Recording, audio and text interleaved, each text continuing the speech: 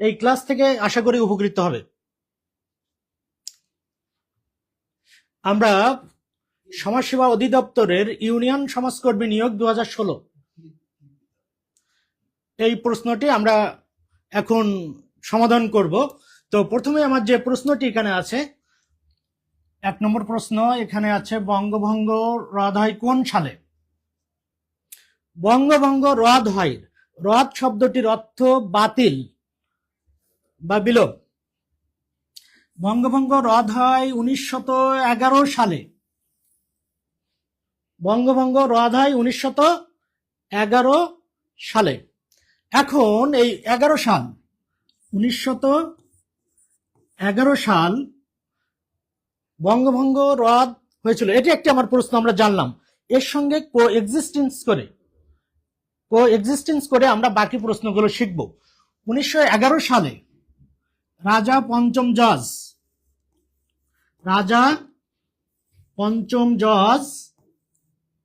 ও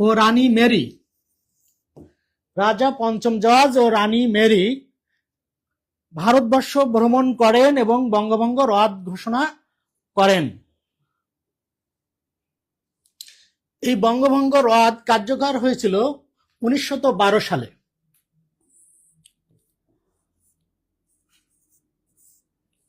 1912 সালে আমরা এখানে বেশ কিছু প্রশ্ন দেখতে পাচ্ছি। এই প্রশ্নগুলো আমরা সমাধান করব।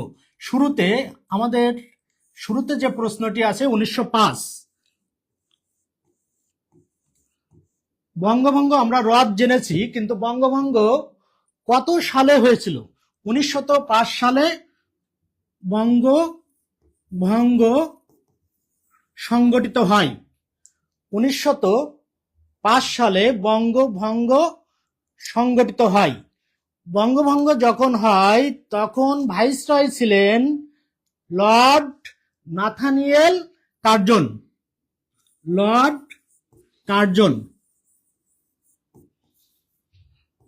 বঙ্গভঙ্গ যখন সংগঠিত হয় তখন ভাইসরয় ছিলেন লর্ড কার্জন। ভাইসরয় শব্দের অর্থ রাজা বা রানীর প্রতিনিধি। এই 1905 সালে বঙ্গভঙ্গের আরো বেশ কিছু ঘটনা আছে। এই বঙ্গভঙ্গের প্রেক্ষাপটে আমার সোনার বাংলা, আমাদের যে জাতীয় সঙ্গীত, এটি রচনা করেছিলেন বিশ্বকবি রবীন্দ্রনাথ ঠাকুর। তাহলে 1905 সালে জাতীয় সঙ্গীত রচিত হয়েছিল। আমরা একাধিক প্রশ্ন রিলেট করে শিখব। জাতীয় সঙ্গীত রচিত হয়েছিল 1905। এই 1905 সাল বাংলায় কত সাল ছিল? 1312 বঙ্গাব্দ। 1905 সাল যে বঙ্গভঙ্গ হয়েছিল, অর্থাৎ বাংলাকে ভাগ করা হয়েছিল, এই বাংলাকে ভাগ করে পূর্ববঙ্গ এবং আসাম প্রদেশ গঠিত হয়েছিল। 1905 সালে পূর্ববঙ্গ ও আসাম প্রদেশ গঠিত হয়েছিল। পূর্ববঙ্গ আসাম প্রদেশের রাজধানী ছিল ঢাকা। প্রিয় শিক্ষার্থী, কমেন্টের মাধ্যমে জানাতে হবে। কোনো জানার বিষয় থাকলে সেটি আমাকে অবগত করলে আমি সেটি চেষ্টা করব। আমি এখানে দেখতে পাচ্ছি আমার অনেক স্টুডেন্ট সুন্দর কমেন্ট করছেন। উসমান গনি, তুহা জাহান, রোকসানা আক্তার। এখন আমরা আবার আমাদের টপিকে চলে যাব। তাহলে আমরা জানলাম 1905 সালে যে বঙ্গভঙ্গ সংগঠিত হয়েছিল তখন ভাইসরয় ছিলেন লর্ড কার্জন। এই বঙ্গভঙ্গের ফলে পূর্ববঙ্গ ও আসাম প্রদেশ গঠিত হয়েছিল। প্রত্যেকটি প্রশ্ন বিভিন্ন পরীক্ষায় সরকারের, অর্থাৎ মন্ত্রণালয়, অধিদপ্তর, পিএসসি সহ সকল পরীক্ষায় এই প্রশ্নগুলো অতি গুরুত্বপূর্ণ। আশা করি এগুলো তোমাদের কাজে লাগবে এবং চাকরি পেতে সহায়ক ভূমিকা পালন করবে।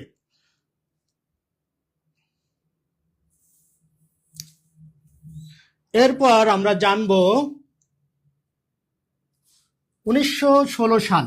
আমাদের এখানে যে 4টি প্রশ্ন, এই 4টি প্রশ্নে এখানে 4টি সাল আছে।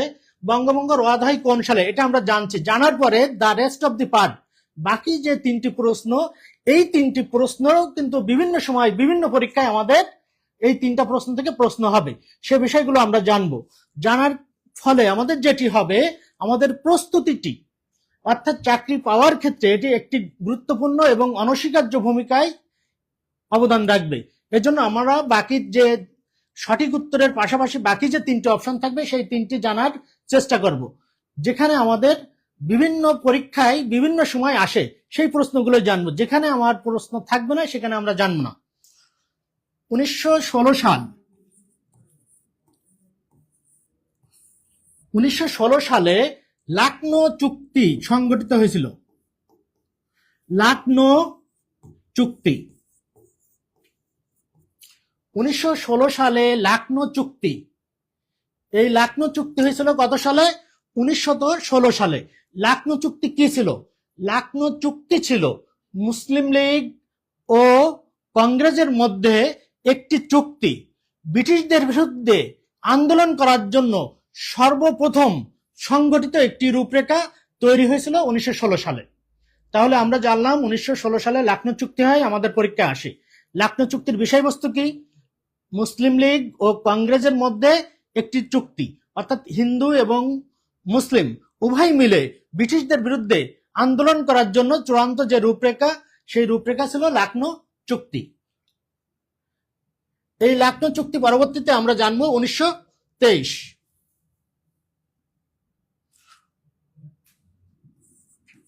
1923 সাল বেঙ্গল প্যাক্ট। বেঙ্গল প্যাক্ট পরীক্ষায় প্রশ্ন আসে, বেঙ্গল প্যাক্ট কত সালে? বেঙ্গল প্যাক্ট কত সালে সংগঠিত হয়েছিল? বেঙ্গল প্যাক্ট 1923 সালে সংগঠিত হয়েছিল। বেঙ্গল প্যাক্ট, এই চুক্তিটির অগ্রনায়ক যিনি ছিলেন, তিনি ছিলেন স্বরাজ দলের সভাপতি CR দাস, চিত্তরঞ্জন দাস। সিতে চিত্ত, আরে হলো রঞ্জন, চিত্তরঞ্জন দাস। আমরা জানলাম বেঙ্গল প্যাক্ট 1923। তাহলে বেঙ্গল প্যাক্ট যিনি প্রণয়ন করেছিলেন তিনি কে ছিলেন? CR দাস। বেঙ্গল প্যাক্টও ছিল হিন্দু এবং মুসলিমদের মধ্যে সুন্দর একটি সম্পর্ক এবং মুসলমানদেরকে নির্বাচনে বিশেষ প্রাধান্য দেওয়া, অর্থাৎ সংখ্যাগরিষ্ঠের ভিত্তিতে তাদেরকে সুযোগ প্রদান, এটি ছিল বেঙ্গল প্যাক্টের মূল বিষয়বস্তু। বেঙ্গল প্যাক্ট 1923 আমাদের মনে রাখতে হবে।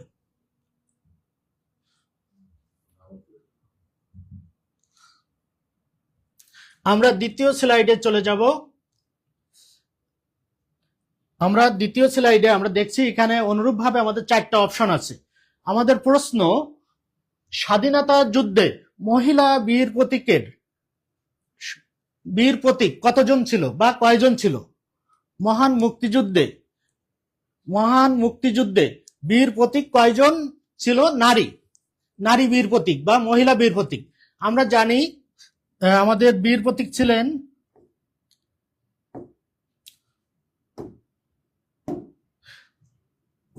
2 জন। আমাদের স্বাধীনতার যুদ্ধে মহিলা বীর প্রতীক কয়জন ছিল? 2 জন। তাহলে আমরা 2 জনের নাম জানব। 2 জনের নাম, ডাক্তার সেতারা বেগম, তারামান বিবি। আমরা জানলাম 2 জন মহিলা বীর প্রতীক, তার মধ্যে ডাক্তার সেতারা বেগম ও তারামান বিবি। তারামান বিবি এবং ডাক্তার সেতারা বেগম, তারামান বিবি এবং ডাক্তার সেতারা বেগম নাম দুটি আমাদের মনে রাখতে হবে। এখান থেকে আরো 2টি প্রশ্ন হয়। ডাক্তার সেতারা বেগম কত নম্বর সেক্টরে যুদ্ধ করছেন? তারামান বিবি কত নম্বরের সেক্টরে যুদ্ধ করছেন? তাহলে আমরা জানবো মহান মুক্তিযুদ্ধে আমাদের 11টি সেক্টর ছিল। 11টি সেক্টর ছিল, 64টি সাবসেক্টর ছিল। মহান মুক্তিযুদ্ধে আমাদের 11টি সেক্টর ছিল, 64টি সাবসেক্টর ছিল। এই 11টি সেক্টরের মধ্যে ডাক্তার সেতারা বেগম 2 নম্বর সেক্টরে যুদ্ধ করেছিলেন। পরীক্ষায় প্রশ্ন আসে, ডাক্তার সেতারা বেগম কত নম্বর সেক্টরে যুদ্ধ করেন? 2 নম্বর সেক্টরে যুদ্ধ করেন।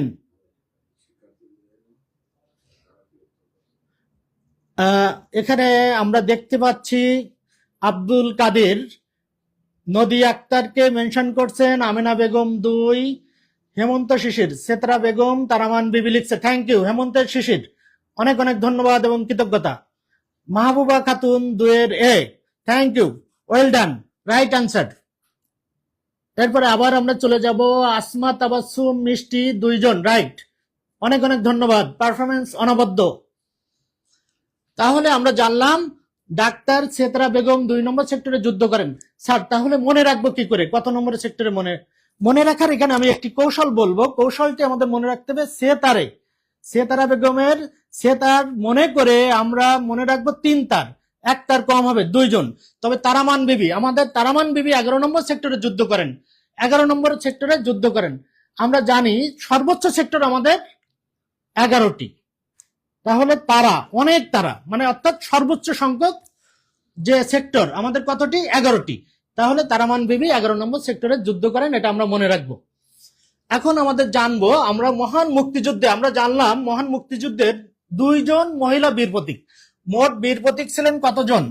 426 জন, 426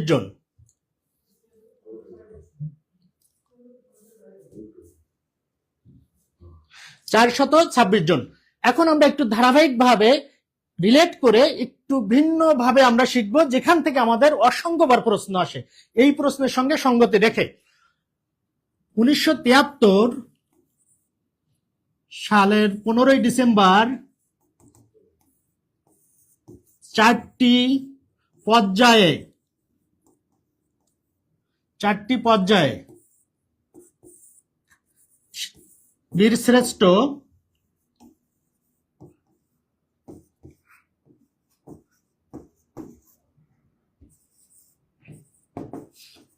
বীর বিক্রম, আমরা একটু নোট ডাউন করব প্রয়োজনে, যেহেতু পরীক্ষায় আসবে সেক্ষেত্রে এগুলো আমরা নোট ডাউন করে রাখবো। আমরা জানলাম মহান মুক্তিযুদ্ধের 4টি পর্যায়ে 1973 সালের 15 ডিসেম্বর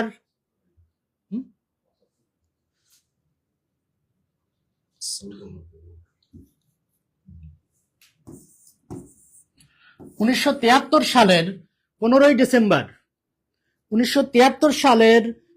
ডিসেম্বর 4টি পর্যায়ে মহান মুক্তিযুদ্ধে অনস্বীকার্য যাদের অবদান ছিল, গুরুত্বপূর্ণ অবদান ছিল, 4টি পর্যায়ে স্বীকৃতি প্রদান করা হয়েছিল। বীরশ্রেষ্ঠ, বীর উত্তম, বীর বিক্রম, বীর প্রতীক।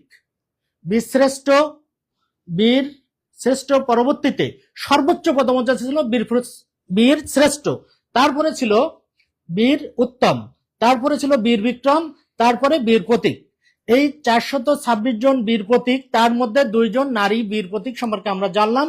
সব মিলে 676 জন আমাদের বীর যে প্রতীক এবং বীর বিক্রম, বীর উত্তম, বীর শ্রেষ্ঠ, এই 4টি পর্যায়ে মোট 676 জন ছিল।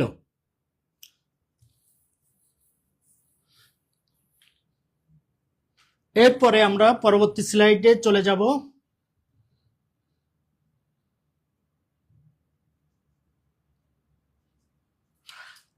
বাংলাদেশের সর্বদক্ষিণের দ্বীপ কোনটি? বাংলাদেশের সর্বদক্ষিণের দ্বীপ কোনটি? সঠিক উত্তর প্রত্যাশা করছি, আশা করি আমার অনেক স্টুডেন্ট সঠিক উত্তর দিতে পারবে। সর্বদক্ষিণের দ্বীপ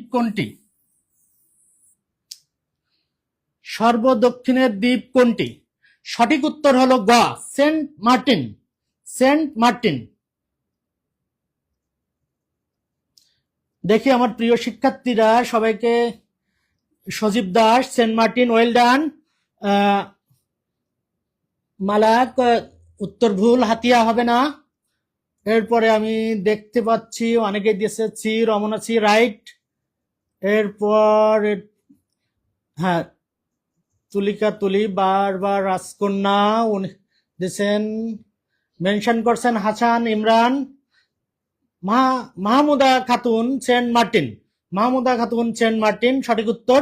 অনেক অনেক ধন্যবাদ হাসান ইমরান, তুলিকা তুলি সেন্ট মার্টিন, ওয়েল ডান। অনেকেই সঠিক উত্তর দিয়েছেন, সবাইকে ধন্যবাদ। আমরা এই বাংলাদেশের সর্বদক্ষিণের দ্বীপ কোনটি আমরা জানলাম, সেন্ট মার্টিন। বাংলাদেশের কক্সবাজার জেলার টেকনাফ উপজেলার দক্ষিণের যে সেন্ট মার্টিন দ্বীপ, আমরা এখন সেন্ট মার্টিন দ্বীপ সম্পর্কে জানবো। সেন্ট মার্টিন, সেন্ট মার্টিন দ্বীপ নিয়ে পরীক্ষায় যে সকল প্রশ্ন, সেই প্রশ্নগুলো এখন আমরা জানার চেষ্টা করব। আমরা ইতিমধ্যে জেনেছি বাংলাদেশের সর্বদক্ষিণের দ্বীপ কোনটি। রিলেভেন্ট প্রশ্ন, বাংলাদেশের সর্বদক্ষিণের যেমন দ্বীপ, অনুরূপভাবে বাংলাদেশের সর্বদক্ষিণের ইউনিয়নও সেন্ট মার্টিন। এই সেন্ট মার্টিন থেকে যে অংশটি ছিঁড়ে গেছে সেই অংশের নাম হলো ছেড়া দ্বীপ। তাহলে সেন্ট মার্টিনের একটি অংশ বিচ্ছিন্ন হয়েছে, সেই অংশটার নাম হলো ছেড়া দ্বীপ। এই সেন্ট মার্টিন যে দ্বীপটি, সেন্ট মার্টিন দ্বীপ 8 কিলোমিটার। পরীক্ষায় আমার প্রশ্ন আসে, সেন্ট মার্টিন দ্বীপ কত কিলোমিটার? 8 কিলোমিটার। সেন্ট মার্টিন দ্বীপে আয়তন আমরা জানলাম, এখন জানবো সেন্ট মার্টিন দ্বীপের অপর একটি নাম, নারিকেল জিঞ্জিরা। নারিকেল জিঞ্জিরা, সেন্ট মার্টিন দ্বীপের অপর নাম নারিকেল জিঞ্জিরা। সেন্ট মার্টিন দ্বীপে নিয়ে আরেকটি প্রশ্ন, যে প্রশ্নটি পরীক্ষায় বারংবার আসে এবং 35তম বিশেষ পরীক্ষায় প্রশ্নটি আসছে। আমি প্রিয় শিক্ষার্থীদের একটি বিষয় বলবো যে বিসিএস এর সকল প্রশ্ন বাংলাদেশের সকল পরীক্ষার জন্য একটা স্ট্যান্ডার্ড। এই জন্য আমি বিশ্বাস করি এইভাবে যদি আমরা প্রস্তুতি নিতে পারি, ইনশাল্লাহ আমার সকল স্টুডেন্ট একদিন নিঃসন্দেহে তার অস্তিত্ব অর্থবহ করতে পারবে এই এডুটোরিয়ানের সঙ্গে যদি তারা ধারাবাহিকভাবে থাকে। তাদের যে কাঙ্ক্ষিত যে লক্ষ্য এবং সোনার হরিণ যে জব, এখন সোনার হরিণ কিন্তু চাকরি আর নাই, এটা প্লাটিনাম হয়ে যাবে। নবম পে স্কেল দিলে বেতন দ্বিগুণ, তাহলে আমরা কিন্তু দ্বিগুণ প্রসেসটাই আমাদের লেগে থাকতে হবে সরকারি একটি চাকরি পাওয়ার জন্য। সরকারি একটি চাকরি মানে কি? নিজের অস্তিত্বকে অর্থবহ করা, নিজেকে সম্মানিত করা, নিজের পরিবার, সমাজ, রাষ্ট্র এবং ভবিষ্যৎ নিরাপত্তা, স্ত্রী, সন্তান, তাদের জন্য একটি নিরাপদ ভবিষ্যৎ রেখে যাওয়ার জন্য আমাদের কিন্তু এই এডুটোরিয়ানের সঙ্গে লেগে থাকবো এবং আমরা চাকরি যতদিন না হবো এই প্ল্যাটফর্মে থাকবো। আমি দেখছি আমার অনেক স্টুডেন্ট যথার্থই উত্তর দিয়েছেন। Amena Begum 8 kilometre, right. এখানে নবী হুসাইন সাও খুব ভালো করছেন। এরপর দেখতে পাচ্ছি, হ্যাঁ আমরা চলে আসবো এখানে সেন্ট মার্টিনে যে প্রশ্নটি আমি বলছিলাম যে বিসিএস একটি প্রশ্ন আসছে, এই সেন্ট মার্টিন দ্বীপে কোন ধরনের কচ্ছপ দেখা যায়? Olive turtle. Olive turtle, Saint Martin দ্বীপে অলিভ টার্টল দেখা যায় বা পাওয়া যায়। অলিভ টার্টল কোথায় দেখা যায়? সেন্ট মার্টিন দ্বীপে। কেমন? এরপরে আমরা চলে যাব আমাদের বাকি প্রশ্নগুলোতে। আমরা চলে যাব, আমরা অনুরূপ ভাবে যে বাকি এখানে আমাদের বোর্ডে যে প্রশ্নগুলো আছে এখান থেকেও আমাদের বিসিএস এ যে সকল বিসিএস সহ বাংলাদেশের সকল চাকরি পরীক্ষায় এই বাকি 3টা প্রশ্ন থেকে কিন্তু প্রশ্ন আসে, আমরা এগুলো জানবো। এটা আমরা এখন দেখছি এখানে পূর্বশী লিখছে, বেসিক্যালি পূর্বশী এটি সমাজসেবা যে নিয়োগ পরীক্ষা ছিল সেখানে পূর্বশী না লিখে পূর্বাশা হওয়া উচিত ছিল, একটু ভুল আছে ওখানে, পূর্বাশা। আমরা পূর্বশীকে পূর্বাশা বানাই নিলাম, পূর্বাশা। তাহলে পূর্বাশা দ্বীপ কোথায়? পূর্বাশা বাংলাদেশের সাতক্ষীরা জেলার হাড়িয়াভাঙ্গা নদীর মোহনায় পূর্বাশা দ্বীপ অবস্থিত। হাড়িয়াভাঙ্গা নদীর মোহনায় পূর্বাশা দ্বীপ। এই পূর্বাশা দ্বীপ ভারতীয় নাম। পূর্বাশা এটি কিন্তু ভারতীয় নাম। পূর্বাশা বা নিউমুর এই দুটি নামই ভারত ব্যবহার করে, পূর্বাশা এবং নিউমুর। এই পূর্বাশা এবং নিউমুরের বাংলাদেশ যে নামে ডাকে আমরা সবাই জানি, আমার প্রিয় শিক্ষার্থীরাও আশা করি জানি, তারা সঠিক উত্তর দিতে পারবে। পূর্বাশা দ্বীপ হলো হারিয়াভাঙ্গা নদীর মোহনায়, মানে লিখছে আমার প্রিয় শিক্ষার্থী, লিখছে স্যার আর একটু তাড়াতাড়ি। ওকে, ডান, চেষ্টা করব। হারিয়াভাঙ্গা এই পূর্বাশা বা নিউমোর দ্বীপের আর এক নাম দক্ষিণ তালপট্টি। বাংলাদেশে এটি দক্ষিণ তালপট্টি নামে পরিচিত। এই দক্ষিণ তালপট্টি দ্বীপ নিয়ে বাংলাদেশ এবং ভারতের মধ্যে বিরোধ ছিল। 2010 সালে এটি সমুদ্রের গর্ভে বিলীন হওয়ার কারণে এটি যে বিরোধ ছিল বাংলাদেশ এবং ভারতের মধ্যে, সেটি এখন আর নাই। 2010 সালে নিউমুর বা পূর্বাশা বাংলাদেশি নাম দক্ষিণ তালপট্টি, যেটি হারিয়াভাঙ্গা নদী সাতক্ষীরা এখানে আমাদের অবস্থিত। এরপরে আমরা চলে যাব হাতিয়া।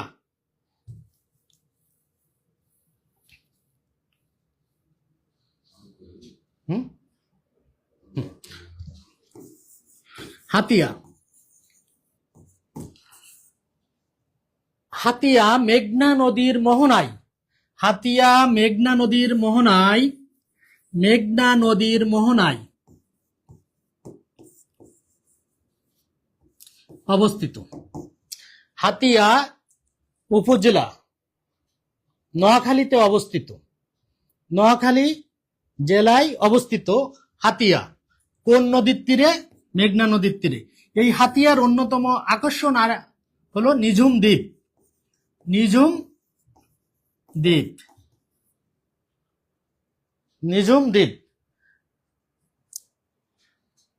আমরা হাসান ইমরান দেখি অনেকে মেনশন করছেন, নীল আকাশমণি। এরপরে দেখি জাহাঙ্গীর হোসেন, প্রিয় বড় ভাই, অনেক গুরুত্বপূর্ণ বিষয় জানতে পারলাম, অনেক অনেক ধন্যবাদ। অসাধারণ ক্লাস, আপনি চালিয়ে যান। সময় আক্তার, অনিশেষ মুগ্ধতা এবং কৃতজ্ঞতা, অনুপ্রাণিত হলাম। তাড়াতাড়ি তাড়াতাড়ি দরকার নেই স্যার, ধীরে ধীরেই হোক। সময়ের লিপিকর, অসাধারণ লিপিকর, লিপিকরের কাছ থেকে আরো জানলাম। আমি দ্রুতও যাব না, আসতেও যাব না, আমার স্টুডেন্টদের জন্য যেটি প্রয়োজন সেটি আমি এখানে উপস্থাপন করব।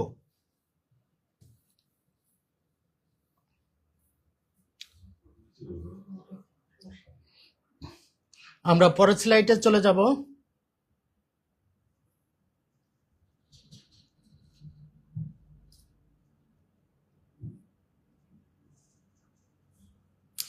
বাংলাদেশের সর্বোচ্চ শৃঙ্গের নাম কি?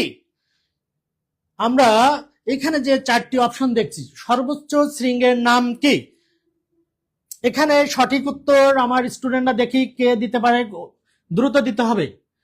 সর্বোচ্চ শৃঙ্গের নাম কি? এখনো পাওয়া যাচ্ছে না, আমি কিছু কমেন্ট পড়ি এই মুহূর্তে। হামিম মিয়ার, Saint Martin, Saint Martin, Nijhum Dwip, Noakhali. ঠিক আছে স্যার, তাড়াতাড়ি করবেন না প্লিজ। উম্মে তাহসিন, আপনার ক্লাস খুব ভালো হচ্ছে, অনিশেষ মুগ্ধতা, আবারও অনেক অনেক ধন্যবাদ।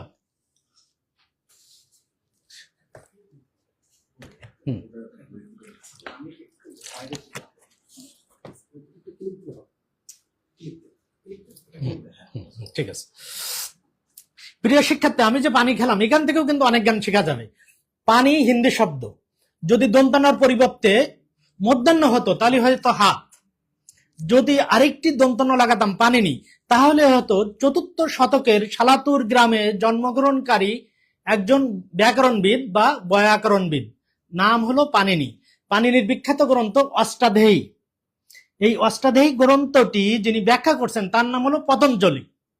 পতঞ্জলি যে নামে ব্যাখ্যা করছেন, মহাভাষ্য নামে ব্যাখ্যা করছেন। তাহলে কিন্তু আমরা প্রত্যেকটি ক্ষেত্রে এভাবে শিখতে পারি। যদি এভাবে আমরা শিখতে পারি তাহলে একদিন আমাদের কাঙ্ক্ষিত যে ভবিষ্যৎ, সেই ভবিষ্যৎ বিনির্মাণের পথে আমরা এগিয়ে যাব। মানে সাফল্যের সূত্রে গাথা হোক জীবন, এজন্য আমাদেরকে কষ্ট করতে হবে, কষ্ট করলেই কেষ্ট মেলবে। এখন আমি আবার টপিকে চলে যাব। এখানে আমরা 4টি টপিক দেখছি। বাংলাদেশের সর্বোচ্চ শৃঙ্গের নাম কি? তাজিং ডং, তাজিং ডং। তাহলে আমরা জানলাম সর্বোচ্চ যে শৃঙ্গটি সেটি তাজিং ডং। তাজিং ডং, এটি সরকারি তথ্য মতে, সরকারি সরকারি মতে আমাদের মনে রাখতে হবে তাজিং ডং সরকারি মতে সর্বোচ্চ শৃঙ্গ। কেমন? বেসরকারি তথ্য মতে সর্বোচ্চ শৃঙ্গ বেসরকারি বেসরকারি তথ্য মতে।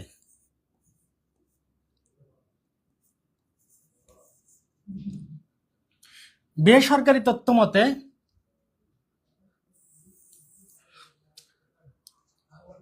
বেসরকারি তথ্য মতে যেটা, এটা আমাদের পরীক্ষায় আসবে না, এই জন্য লিখলাম না। হাফাসাং, এটা আমাদের পরীক্ষায় আসবে না, এই জন্য এটি আমি লিখলাম না, জাস্ট জানিয়ে রাখলাম। বেসরকারি তথ্য মতে আরেকটি আছে তাজিং ডং, এর আরেকটি নাম হলো বিজয়। তাজিং ডং এর আরেকটি নাম হলো বিজয়। তাজিং ডং 1280 মিটার উচ্চতা। তাজিং ডং বাংলাদেশের সর্বোচ্চ পর্বতশৃঙ্গ, যার উচ্চতা 1280 মিটার। কেমন? এই তাজিং ডং কোথায় অবস্থিত? তাজিং ডং বান্দরবন জেলায় অবস্থিত। তাজিং ডং বান্দরবন জেলায় অবস্থিত।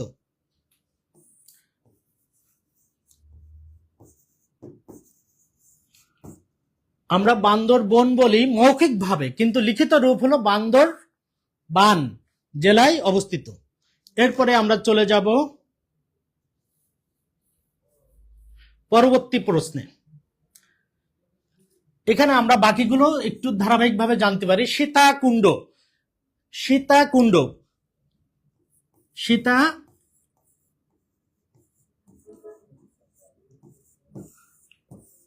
কুণ্ড মানে আমরা মনে রাখি আগুনের যে কুণ্ডলী, আমরা যদি এতটুকু মনে রাখতে পারি তাহলে এখান থেকে আমরা একটি প্রশ্ন সমাধান করতে পারবো। বাংলাদেশের গরম পানির ঝর্ণা কোথায় অবস্থিত? সীতাকুণ্ডে। তাহলে কুণ্ড দিয়ে গরম, কুণ্ড দিয়ে আমরা কি শিখলাম? গরম, রাইট? এটি কোথায় অবস্থিত? চট্টগ্রাম। এটি চট্টগ্রাম এবং গরম পানির ঝর্ণা, গরম পানির ঝর্ণা। কেমন? এরপর তাহলে আমরা গরম পানির ঝর্ণা পেলাম, তাহলে শীতল পানির ঝর্ণা, অর্থাৎ শীতল পানির ঝর্ণায় হিম মানে কি? ঠান্ডা। শীতল পানির ঝর্ণা কোথায় অবস্থিত? হিমছড়ি। হিমছড়ি কোথায়? কক্সবাজার। হিমছড়ি কোথায়? কক্সবাজার। হিম মানে ঠান্ডা বা শীতল। হিম শব্দের অর্থ যদি আমরা একটু মনে রাখি, ঠান্ডা বা শীতল, তাহলে এই প্রশ্নেরও সমাধান হয়ে যাবে।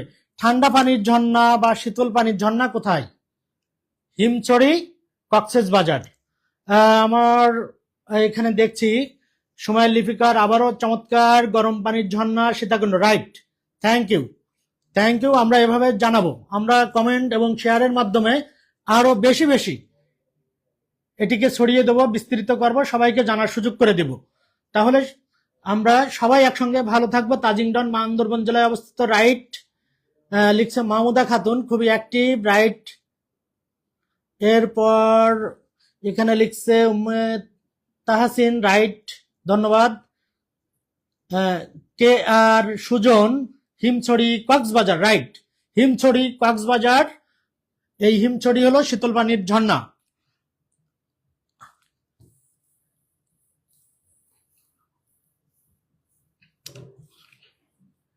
পরের প্রশ্ন, এটিও বান্দরবান জেলায় অবস্থিত, কেওক্রাডং।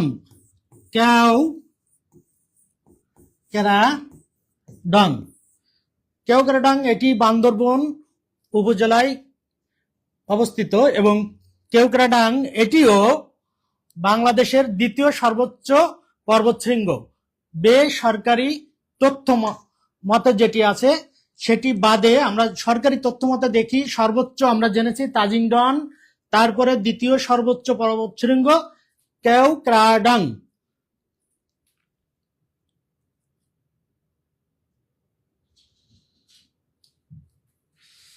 এখন আমরা দেখছি বাংলাদেশে বেশি রেশম হয় কোন স্থানে?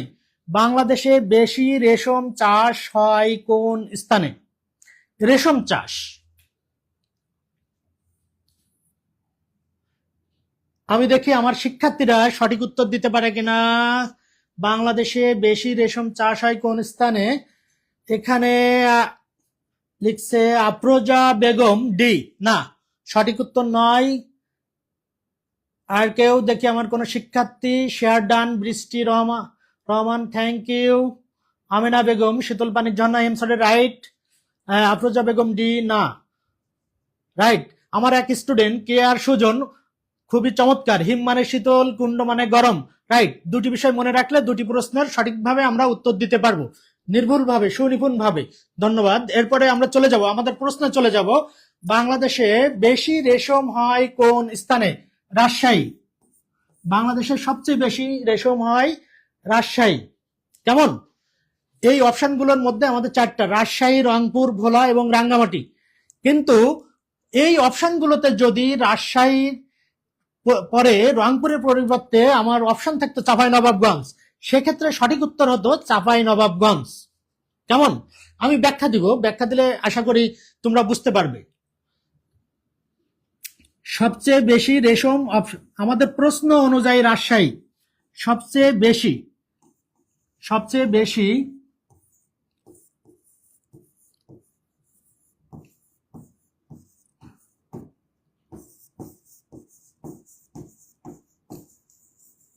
চাঁপাইনবাবগঞ্জ। বাংলাদেশে সবচেয়ে বেশি রেশম উৎপাদন হয় ভোলাহাট, চাঁপাইনবাবগঞ্জ। প্রাচীনকাল থেকে ঐতিহাসিকভাবে মালদহ ছিল সব থেকে উন্নত এবং সমৃদ্ধ।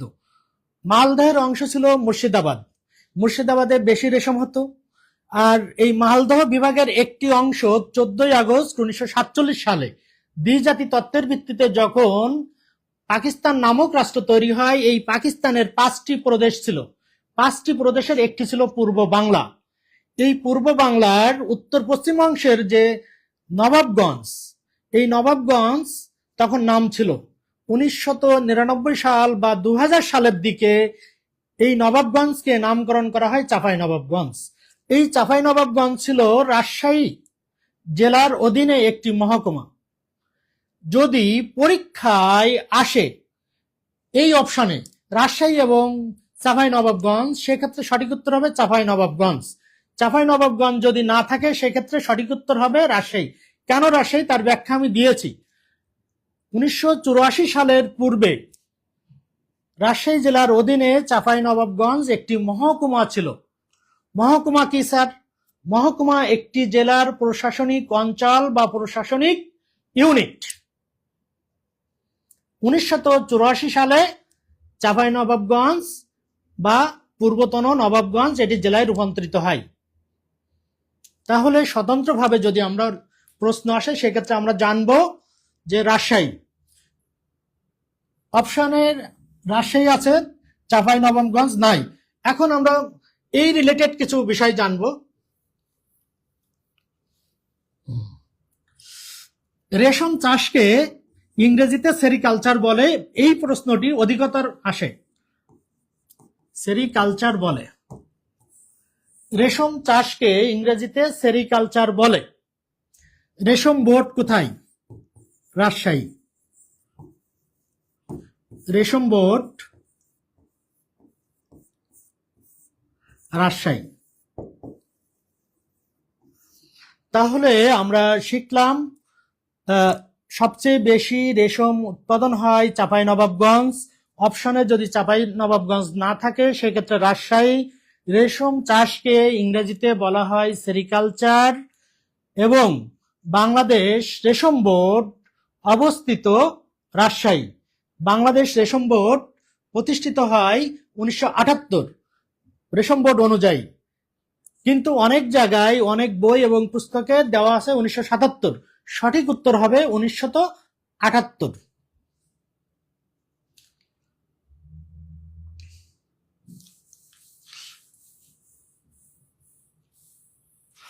বাকি যে অপশনগুলো এখানে আছে রংপুর, বাকি যে অপশনগুলো আছে রংপুরে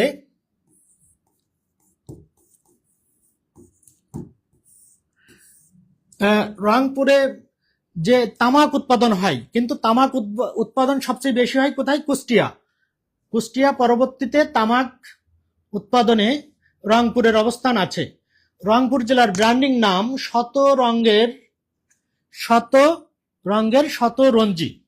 শতরঞ্জি রংপুর জেলার ব্র্যান্ডিং নাম। কেমন? এরপরে আছে ভোলা। আমরা জানি ভোলা মেঘনা নদীর তীরে অবস্থিত। ভোলা মেঘনা নদীর তীরে অবস্থিত। এই ভোলাতে 29তম গ্যাস ক্ষেত্র ইলিশা অবস্থিত।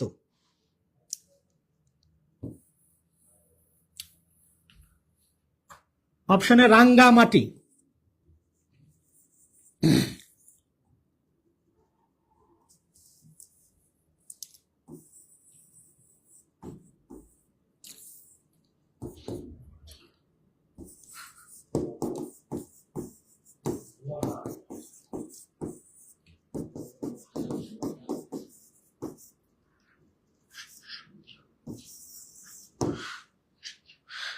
রাঙ্গামাটি বাংলাদেশের সর্ববৃহৎ জেলা। রাঙ্গামাটিতে একটি সংসদীয় আসন আছে।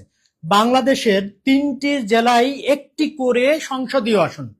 রাঙ্গামাটি, বান্দরবন, খাগড়াছড়ি। যেহেতু পর্বতময় বেষ্টিত এই 3টি জেলা, এই জন্য এই 3 জেলাকে একটি বাক্যে আমরা বলতে পারি পার্বত্য জেলা। রাঙ্গামাটি, বান্দরবন, খাগড়াছড়ি পার্বত্য জেলা। কেমন? এই 3টি জেলায় একটি করে সংসদীয় আসন। এই 3টি জেলায় কোনো জেলা পরিষদ নেই। তাহলে জেলা পরিষদ বাংলাদেশের কয়টি জেলায়? 61টি জেলায়। বাকি যে 3টি জেলা রাঙ্গামাটি, বান্দরবন, খাগড়াছড়ি, এখানে কোনো জেলা পরিষদ নাই। বাংলাদেশের সবচেয়ে বড় জেলা রাঙ্গামাটি। রাঙ্গামাটি একটিতে সংসদীয় আসন। এই রাঙ্গামাটির পূর্ব নাম হলো কার্পাস মহল। পরীক্ষায় প্রশ্ন আসে কার্পাস মহল। রাঙ্গামাটির পূর্ব নাম কার্পাস মহল।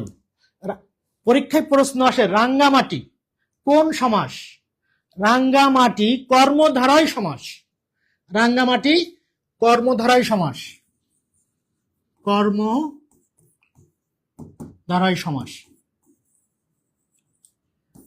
এই রাঙ্গামাটি নিয়ে আমরা উপন্যাসও শিখতে পারি।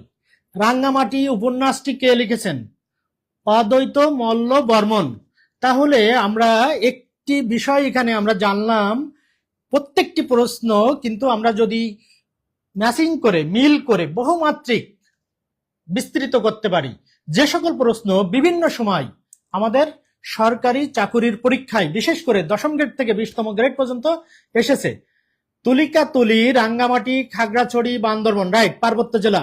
কার্পাস মহল, আমেনা বেগম, রাইট, আমেনা বেগম বড় জেলা, রাঙ্গামাটি, রাইট। হাসান ইমরান, ভোলা মেঘনা নদীর তীরে অবস্থিত, রাইট। Thank you. এরপর আমরা আবারও আমাদের টপিকে আমরা ফিরে আসব। আমরা জানলাম রাঙ্গামাটি কর্মধারয় সমাস। রাঙ্গামাটি একটি উপন্যাস, যে উপন্যাসটি লিখেছেন অদ্বৈত মল্ল বর্মন। তাহলে আমরা বহুমাত্রিক জ্ঞান অর্জন করতে পারি। এরপরে আমরা পরবর্তী টপিকে চলে যাব। গুড। এরপরে আমরা চলে আসছি বাংলাদেশের যে পার্লামেন্ট, সেই পার্লামেন্টের প্রতীক কি? আমরা সঠিক উত্তর স্টুডেন্টদের মধ্য থেকে আশা করছি। দেখি আমার কোন প্রিয় শিক্ষার্থী বিষয়টি সুন্দরভাবে উত্তর দিতে পারে। হাসান ইমরান, আলহামদুলিল্লাহ, আলহামদুলিল্লাহ, আলহামদুলিল্লাহ। সে 5 বার এভাবে লিখছে। ওয়েল ডান বয়। রাঙ্গামাটি কর্মধারয় সমাস, আমেনা বেগম। হ্যাঁ, থ্যাংক ইউ।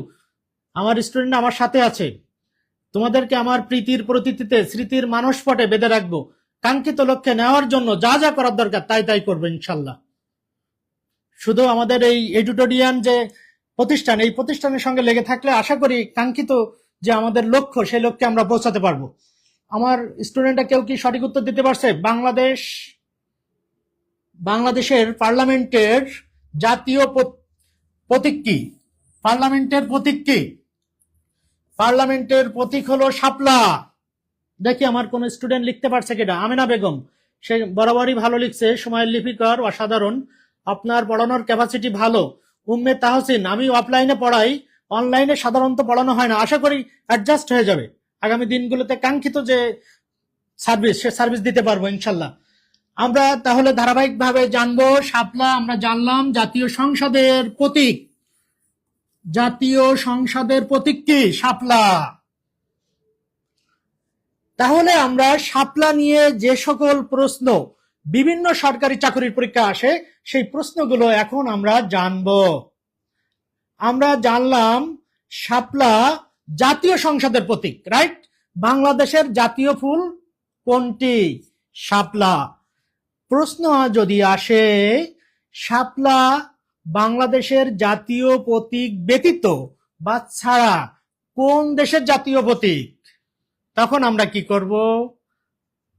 যদি না জানি উত্তর দিতে পারবো না। এজন্য আমাদেরকে জানতে হবে।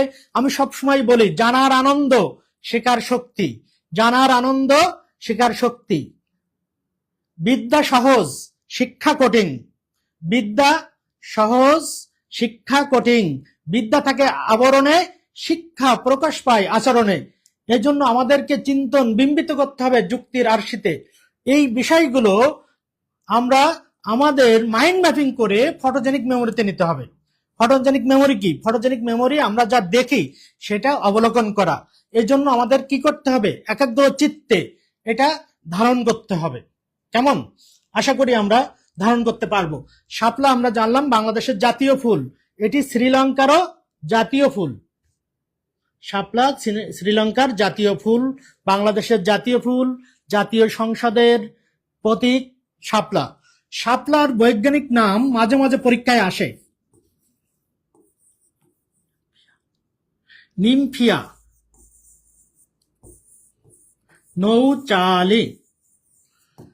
শাপলা যেহেতু আমাদের জাতীয় ফুল, শাপলার বৈজ্ঞানিক নাম বা সায়েন্টিফিক নাম বা দ্বিপদ নামকরণের যে জনক ক্যারোলাস লিনিয়াস, সেই ক্যারোলাস লিনিয়াসের দ্বিপদ নামকরণ বা বৈজ্ঞানিক নাম শাপলার হলো নিমফিয়া নৌচালি।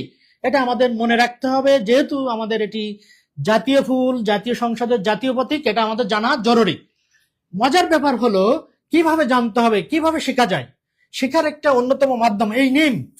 এই নিম শব্দটি যেটি আমি মার্কিং করলাম, এই নিম শব্দের অর্থ হলো জল দেবী, জল পরি। তাহলে কিন্তু আমরা একের ভিতরে বহুমাত্রিক জ্ঞান চিন্তন বিম্বিত করে যোগসূত্রে অনবদ্য মেলবন্ধন করতে পারি। যা পরীক্ষা আসছে, যা পরীক্ষা আসবে না সেটি নিয়ে আমার স্টুডেন্টদেরকে সময় নষ্ট করব না। এরপরে এই শাপলা কোথায় আছে? স্যার শাপলা কোথায় আছে? আমাদের যে জাতীয় প্রতীক, জাতীয় প্রতীকে কিন্তু শাপলা আছে।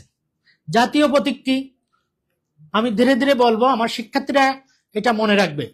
পানিতে ভাসমান শাপলা, পানিতে ভাসমান শাপলা, পরস্পর তিনটি পাত পাতা সংযুক্ত, দুই পাশে দুটি করে তারকা, মোট হলো 4টি তারকা, এবং দুই পাশে ধান্য শীষ অর্থাৎ ধানের শীষ বেষ্টিত। এই জাতীয় প্রতীকে শাপলা কি নির্দেশ করে? এটি আমার নন ক্যাডার পরীক্ষায়, বিভিন্ন পরীক্ষায় 10ম গ্রেড থেকে 20তম গ্রেড পর্যন্ত এটি অতি গুরুত্বপূর্ণ একটি প্রশ্ন। জাতীয় প্রতীকে শাপলা নির্দেশ করে, জাতীয় প্রতীকে শাপলা নির্দেশ করে সৌন্দর্য, সুরুচি ও অঙ্গীকার। জাতীয় প্রতীকে শাপলা নির্দেশ করে সৌন্দর্য, সুরুচি ও অঙ্গীকার। তাহলে আমরা জাতীয় প্রতীকে জানলাম এটি নির্দেশ করে। তাহলে জাতীয় প্রতীকের তারকা আছে কয়টি? 4টি তারকা আছে। বিভিন্ন সময় বিভিন্ন পরীক্ষায় এই প্রশ্ন আসে। 30তম বিশেষ পরীক্ষায় প্রশ্ন আসছিল জাতীয় প্রতীকে কয়টি তারকা? 4টি তারকা। নন ক্যাডার পরীক্ষায় প্রশ্ন আসছে জাতীয় প্রতীকে শাপলা কি নির্দেশ করে? শাপলা নির্দেশ করে সৌন্দর্য, সুরুচি ও অঙ্গীকার। তাহলে আমরা শিখে গেলাম। এর বাইরেও শাপলা নিয়ে যে সকল প্রশ্ন আসে, তাহলে আমরা সেই বিষয়গুলো আমরা ধারণ করব এবং যে এখানে আমাদের যে টপিক আছে সে টপিকটা সুন্দর করে আমরা জানবো। আমার এক স্টুডেন্ট এখানে লিখছে, একটু পড়ি। হাসান ইমরান, নিমফিয়া নৌচালি শাপলার বৈজ্ঞানিক নাম। Good, well done, thank you. এরপরে হাসান ইমরান, শ্রেণী বিন্যাসের জনক লিনিয়াস, রাইট, যথার্থ বলছে লিনিয়াস। আমরা এরপরে চলে যাব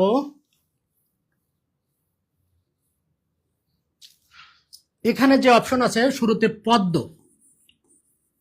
পদ্মা, পদ্ম যে ফুল, পদ্ম ফুল নিয়ে আমরা পরীক্ষায় কি প্রশ্ন আসে?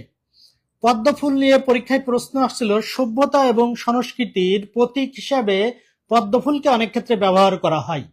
পদ্ম ফুল নিয়ে যে প্রশ্ন সেটি আমরা জানলাম। এরপরে জানব পদ্ম ফুল তার সমর্থক শব্দ শতদল।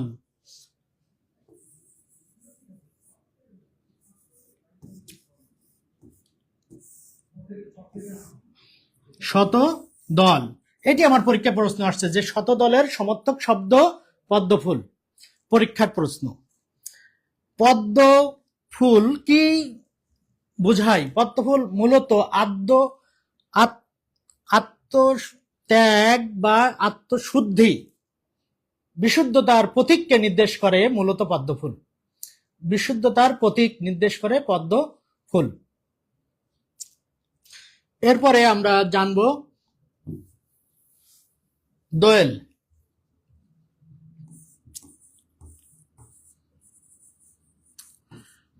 বাংলাদেশের জাতীয় পাখি, এটি মাঝে মাঝে পরীক্ষায় প্রশ্ন আসে, অনেক সহজ একটি প্রশ্ন। বাংলাদেশের জাতীয় পাখির নাম কি? বাংলাদেশের জাতীয় পাখির নাম হলো দোয়েল। দোয়েলের বৈজ্ঞানিক নাম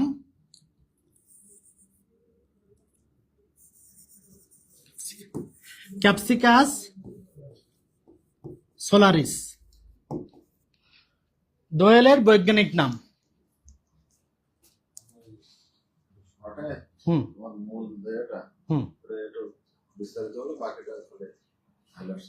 ওকে, অনেক শুনেছি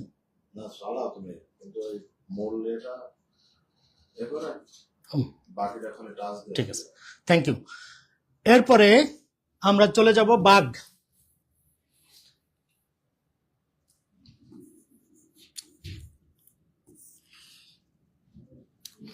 বাঘ সংক্রান্ত যে প্রশ্নগুলো আসে,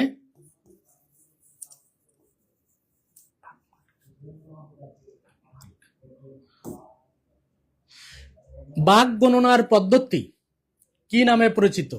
পাগমার্ক, এটি সনাতন পদ্ধতি। বর্তমানে ক্যামেরা ট্রায়াল পদ্ধতিতে অর্থাৎ ক্যামেরার ট্র্যাকিং করে বাঘ গণনা করা হয়ে থাকে আধুনিক পদ্ধতিতে। পাগমার্ক, বাঘ গণনা। বাঘ মূলত বাংলাদেশের যে সুন্দরবন, সেই সুন্দরবনে আমরা দেখতে পাই। সুন্দরবন, প্রথম আলোর তথ্য মতে বাংলাদেশের সুন্দরবনে বাঘ আছে 106টি। পরবর্তীতে এটি ক্যামেরার মাধ্যমে গণনা করে পাওয়া গেছে 114টি। বাঘ গণনার পদ্ধতি পাগমার্ক পদ্ধতি। আমরা জানলাম বাঘ বাংলাদেশের সুন্দরবনের আমাদের দেখতে পাওয়া যায়। এটি মোট আছে আমাদের প্রথম আলোর তথ্য মতে 106টি। এরপরে আমরা পরের স্লাইডে চলে যাব।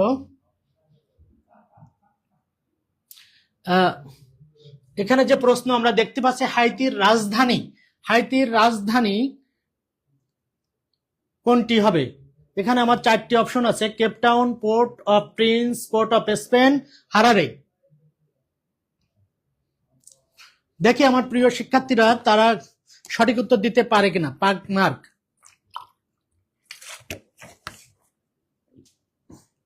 রাইট।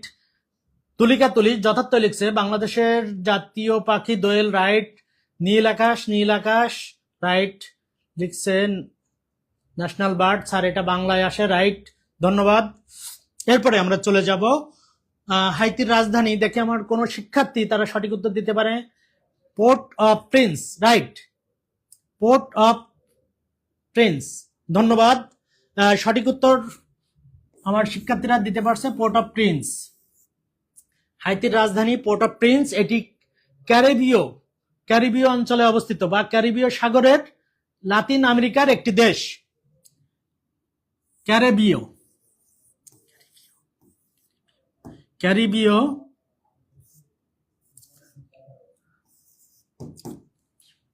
ক্যারিবীয়তে অবস্থিত, অর্থাৎ লাতিন আমেরিকায়। পোর্ট অফ প্রিন্স এটি হাইতির রাজধানী, ক্যারিবীয় বা লাতিন আমেরিকায় এটি অবস্থিত। কেমন? এরপরে আমরা জানবো ধারাবাহিকভাবে কেপ টাউন। কেপ টাউন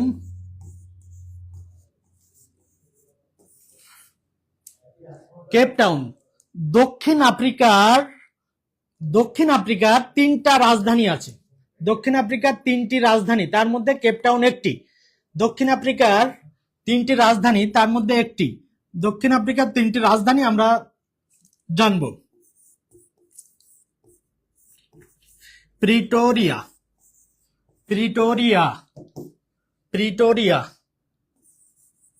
ব্লুমফন্টন,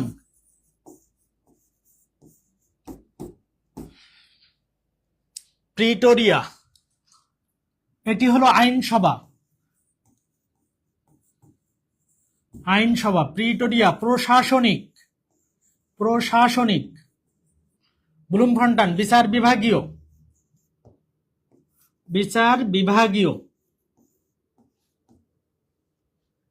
বিভাগীয়। আমরা জানলাম দক্ষিণ আফ্রিকার তিনটি রাজধানী, তার মধ্যে কেপটাউন হলো আইনসভা, প্রিটোরিয়া হলো মূলত প্রশাসনিক রাজধানী, এটি সবচেয়ে গুরুত্বপূর্ণ। প্রিটোরিয়া হলো সবচেয়ে গুরুত্বপূর্ণ। এরপরে ব্লুমফন্টন যেটি বিচার বিভাগীয়। তাহলে দক্ষিণ আফ্রিকার রাজধানী কয়টি প্রিয় শিক্ষার্থী? তিনটি। Thank you. এরপরে আমরা চলে যাব পোর্ট অফ স্পেন।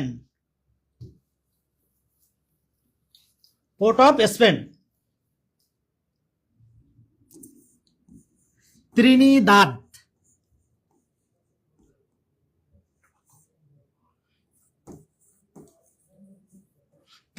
এবং টোবাগোর রাজধানী হলো পোর্ট অফ স্পেন। এটিও ক্যারিবীয় অঞ্চল বা লাতিন আমেরিকায় অবস্থিত। এই ত্রিনিদাদ ও টোবাগো, এই পোর্ট অফ স্পেন, এটি একটি দরিদ্র দেশ এবং সর্বপ্রথম স্বাধীন কৃষ্ণাঙ্গ দেশ ত্রিনিদাদ। আর এই ত্রিনিদাদের রাজধানী হলো পোর্ট অফ স্পেন। প্রিয় শিক্ষার্থীরা, আশা করব এই বিষয়গুলো আমরা বেশি বেশি শেয়ার দেব, যেন আমাদের অনেক শিক্ষার্থী যারা তাদের কাছে পৌঁছায় যায় তারাও জানতে পারে। আশা করি আমাদের এই শেয়ারের মাধ্যমে অনেকে উপকৃত হবে। শেয়ার প্রত্যাশা করছি। নীল আকাশ মেনশন করছে। ইমরান হাসান, ইমরান খুবই ভালো। এরপরে হাসান ইমরান খুবই অ্যাক্টিভ, এখানে দেখছি নিচে অনেককেই সে মেনশন করছে। সবুর আক্তার, হানজালা, হাফিজ সহ অনেকেই। আমাদের কিন্তু নিজের অস্তিত্ব অর্থবহ করার জন্য পড়াশোনার পাশাপাশি এই এডিটোরিয়াল যে আমাদের সার্ভিসটি দিচ্ছে, এটি কিন্তু নিঃসন্দেহে একটি অনবদ্য। এখানে সবাই স্ব ক্ষেত্রে যারা দক্ষ তাদেরকে এখানে এনে স্টুডেন্টদের জন্য তাদের আগামীর ভবিষ্যৎ বিনির্মাণে সতত সাফল্য সূত্রে গেঁথে রাখার জন্য এই কাজটি তারা করে যাচ্ছে। সুতরাং আমরা এটি শেয়ার দিয়ে এই এডিটোরিয়াল যে আমাদের চাকরির জন্য, স্মার্ট চাকরির প্রস্তুতির জন্য এটি কিন্তু খুবই গুরুত্বপূর্ণ। স্মার্ট যে শব্দটা বললাম, এখান থেকেও কিন্তু শেখা যাবে। আমি সাধারণত কথায় শেখাতে পছন্দ করি, যেহেতু এটি অনলাইন, আমার প্রিয় শিক্ষার্থীদের আমার দেখার সুযোগ নাই, এই জন্য আমি কিন্তু সেই জন্য অনেকটা কিমাকার উদ্ভূত পরিস্থিতির মধ্যে আমি থাকি। কেমন? আমি যেমন বললাম স্মার্ট গভর্নমেন্ট কে বলছেন? দক্ষিণ ভারতের অন্ধ্রপ্রদেশের চন্দ্রবাবু নাইডু স্মার্ট গভর্নমেন্ট বলছেন। আবার স্মার্ট শব্দটা তিনি ব্যাখ্যা করছেন। কিভাবে ব্যাখ্যা করছেন? এস এ হলো সিম্পল, এম এ মাল্টিপল, এতে অ্যাকাউন্টেবল, এতে ট্রান্সপারেন্ট। স্মার্ট শব্দটি এভাবে চন্দ্রবাবু নাইডু ব্যাখ্যা করেছেন। চন্দ্রবাবু নাইডু ঘুষকে স্পিড মানি হিসেবে অভিহিত করেছেন। এটি কিন্তু মাঝে মাঝে পরীক্ষায় প্রশ্ন আসে। ঘুষকে স্পিড মানি কে বলেছেন? চন্দ্রবাবু নাইডু।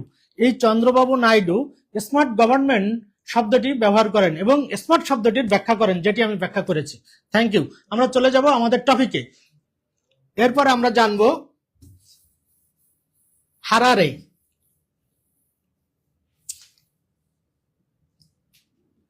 জিম্বাবুয়ে। জিম্বাবুয়ের রাজধানী হারারে।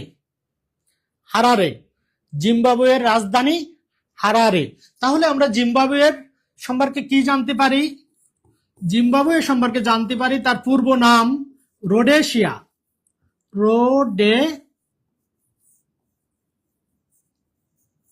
রোডেশিয়া। জিম্বাবুয়ের পূর্ব নাম হলো রোডেশিয়া। রোডেশিয়ার পরে আরো একটি নাম হয়েছিল, পরীক্ষায় রোডেশিয়া আসে, এজন্য আমি রোডেশিয়া নামটি মেনশন করলাম। আরেকটা আছে সলসবেরি।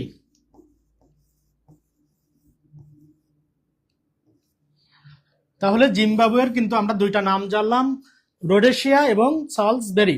পরীক্ষায় আসে জিম্বাবুয়ের পূর্ব নাম কি?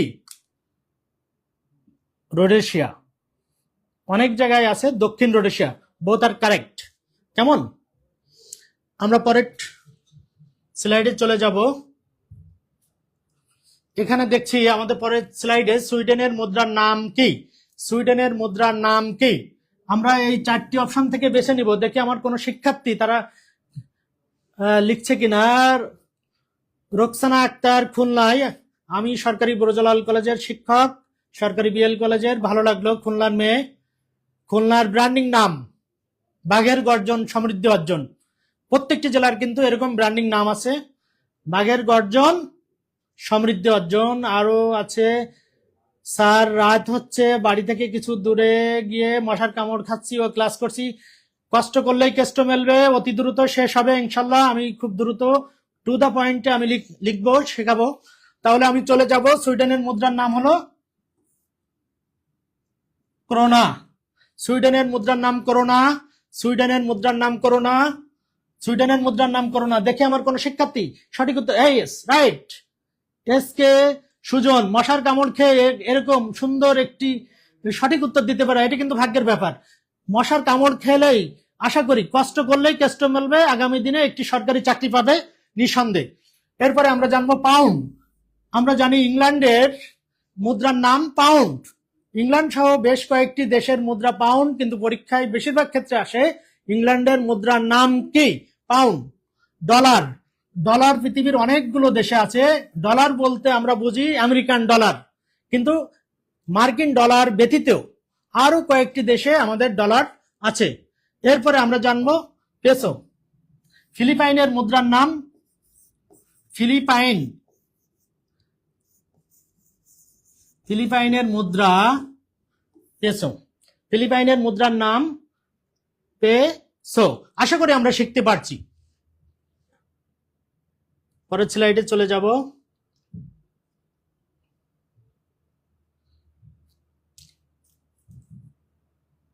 হ্যাঁ, চলে আসছে। পৃথিবীর দীর্ঘতম নদী কোনটি? হ্যাঁ, প্রিয় শিক্ষার্থীদের কাছে অনেক বেশি বেশি শেয়ার প্রত্যাশা করছি, এবং শেয়ারের পাশাপাশি সঠিক উত্তর আমরা চাই। সঠিক উত্তর চাই। Pound England, right Hasan Imran. নীল আকাশ, নীল আকাশ। আমরা দেখছি সবাই মানে বেশ রেসপন্স। রোমানা আক্তার, এভা, সুইডেনের মুদ্রার নাম করোনা, রাইট। Thank you. বেশি বেশি শেয়ার করব এবং আমাদের এই পেজকে সমৃদ্ধ করব। এডিটোরিয়াল টিকে থাকলে আমরা অনেক স্মার্ট একটি প্রস্তুতি আমরা নিতে পারবো। আমাদের চাকরির পরীক্ষায় কাঙ্ক্ষিত যে প্রস্তুতি, সেই প্রস্তুতির একটি অনবদ্য অনস্বীকার্য অংশ হবে এই এডিটোরিয়াল। ওকে ডান। আমরা চলে যাব পৃথিবীর দীর্ঘতম নদীতে। আমরা তো নদীতে যেতে পারবো না, বোর্ডে যাব আর কি। নদীতে গেলে মনটা প্রসন্ন হতো, বিষণ্ণ মন প্রসন্ন হয়। নদী, পাহাড়, সমুদ্র খুবই ভালো লাগে, কিন্তু এখন যাওয়ার সুযোগ নাই, বোর্ডের মধ্যে থাকতে হবে। বিনা টাকায় আমরা ল্যাটিন আমেরিকা ভ্রমণ করব। আজ আমরা ল্যাটিন আমেরিকার খেলা দেখেছি। ল্যাটিন আমেরিকা যে রাষ্ট্র আর্জেন্টিনা, আর্জেন্টিনার খেলা দেখেছি। আমার স্টুডেন্ট আবার জিজ্ঞাসা করবে যে স্যার আপনি কোন দল সমর্থন করেন। এখন কোনো বলবো না, কারণ আমাদের শিক্ষার্থীর জন্য এটা টুইস্ট। এরপরে আমরা চলে আসব পৃথিবীর দীর্ঘতম নদী। আমার অনেক স্টুডেন্ট দেখি সঠিক উত্তর দিয়েছে। সঠিক দীর্ঘতম নদী নীল নদ, রাইট। আমাজন গভীরতম, রাইট। প্রশস্ততম আমাজন। ওকে, আমরা নীল নদ, নীল নদ, পৃথিবীর দীর্ঘতম নদী হলো নীল নদ। নীল নদের দৈর্ঘ্য ৬,৬৫০ কিলোমিটার। নীল নদ কতটি দেশের মধ্য দিয়ে গিয়েছে? 11টি দেশ। নীল নদ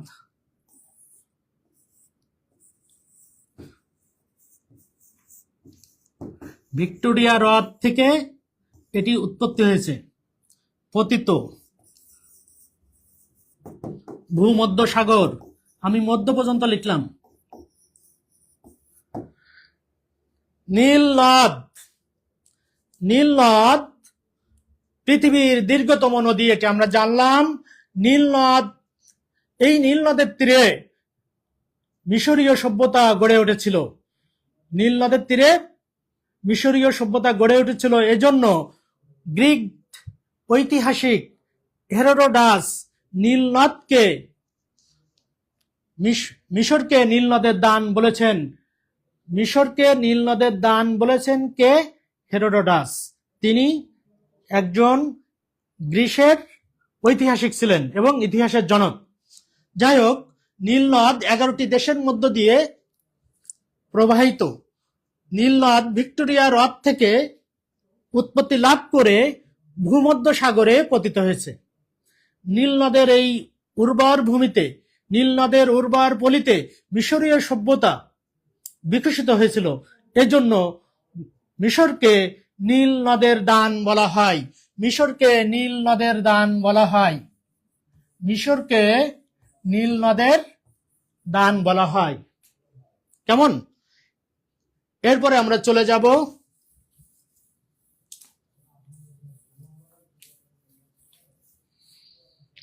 আমরা শুরু থেকেই শুরু করব। সঠিক উত্তর পরবর্তী সময় আমাজন।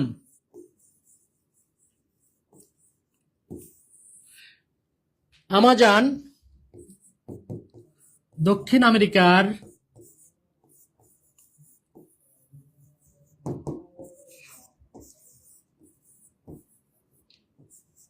ব্রাজিল। ব্রাজিল খুবই সম্প্রতি আলোচিত একটি বিষয়, কারণ ফুটবল খেলায় তারা ড্র করছে এবং আর্জেন্টিনা 3 গোল দিয়েছে, তাই না? আমরা এটা জানি। যাই হোক, আমরা এখন জানবো এই আমাজন, আমাজন যে নদীটি, সেটি কোথায়? দক্ষিণ আমেরিকায়।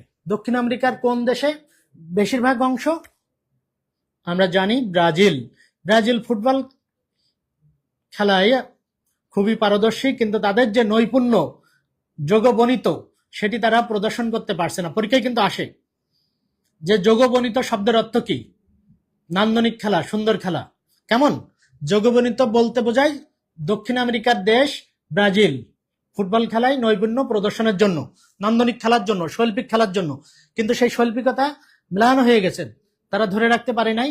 আর্জেন্টিনা যে নৈপুণ্য দেখাইছে সেটি নিঃসন্দেহে খুবই তিলোত্তম একটি দৃশ্যকাব্য, নাকি? আমাজন দক্ষিণ আমেরিকায় অবস্থিত। প্রশ্ন হলো, এখান থেকে কিন্তু আমরা ইংরেজিও শিখতে পারি। আমাজন কেন নাম হয়েছে?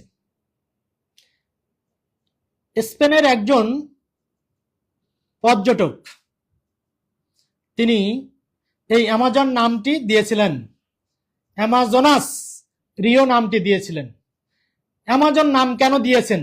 অ্যামাজন, আমরা গ্রিক পুরাণে জানি এই অ্যামাজন,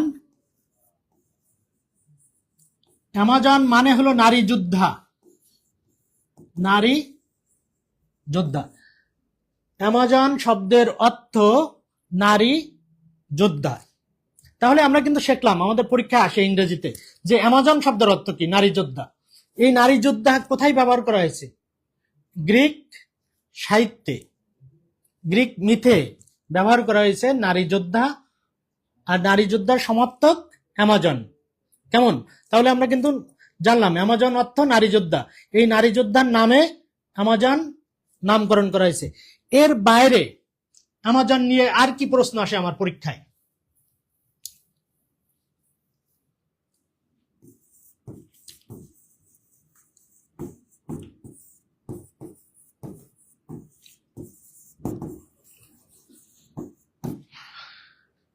অ্যামাজন ই কমার্স ভিত্তিক, তথ্য প্রযুক্তি ভিত্তিক একটি প্রতিষ্ঠান, যেটি 1994 সালে ওয়াশিংটনের সিয়াটলে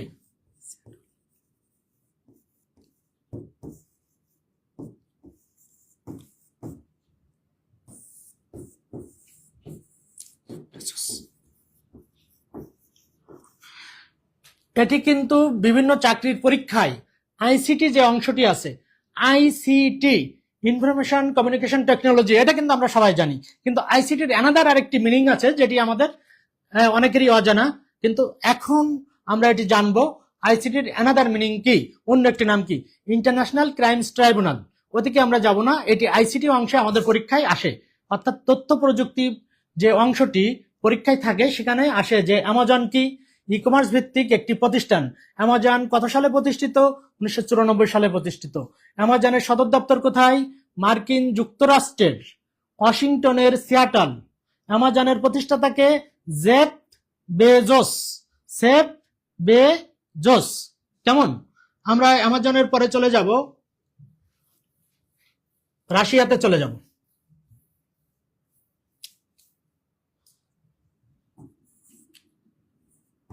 ভলগা। এই ভলগা কিন্তু ইউরোপের দীর্ঘতম নদী। এটি ইউরোপের দীর্ঘতম নদী।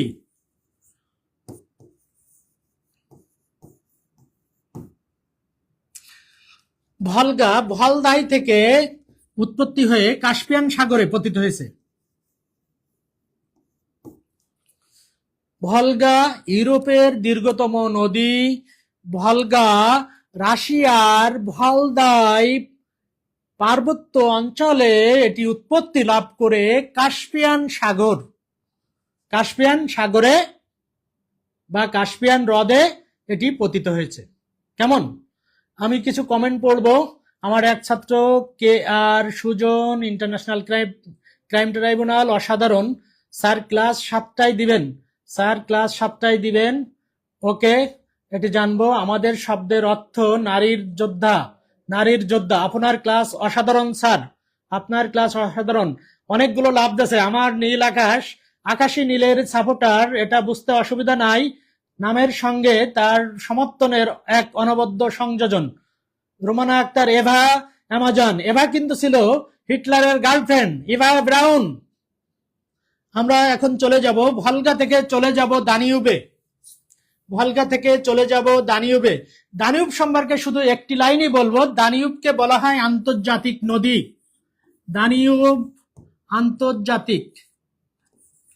দানিউবকে বলা হয় আন্তর্জাতিক নদী। আমরা এই 4টি অপশন ভালোভাবে জানার চেষ্টা এজন্য করছি, একটি বিষয় জানতে গিয়ে আমরা বহুমাত্রিক জ্ঞান সন্নিবেশ করব, যেন যে কোনো পরীক্ষায় আমাদের এটি অর্থবহ হয়, কাজে লাগে। দানিউব হলো আন্তর্জাতিক নদী, এটিও ইউরোপের নদী, দানিউব নদী। এরপরে আমরা চলে যাব পরবর্তী স্লাইড। আমরা দ্রুত শেষ করব ইনশাল্লাহ। প্রথম বিশ্বযুদ্ধ আরম্ভ হয় কোন সালে? সঠিক উত্তর প্রত্যাশা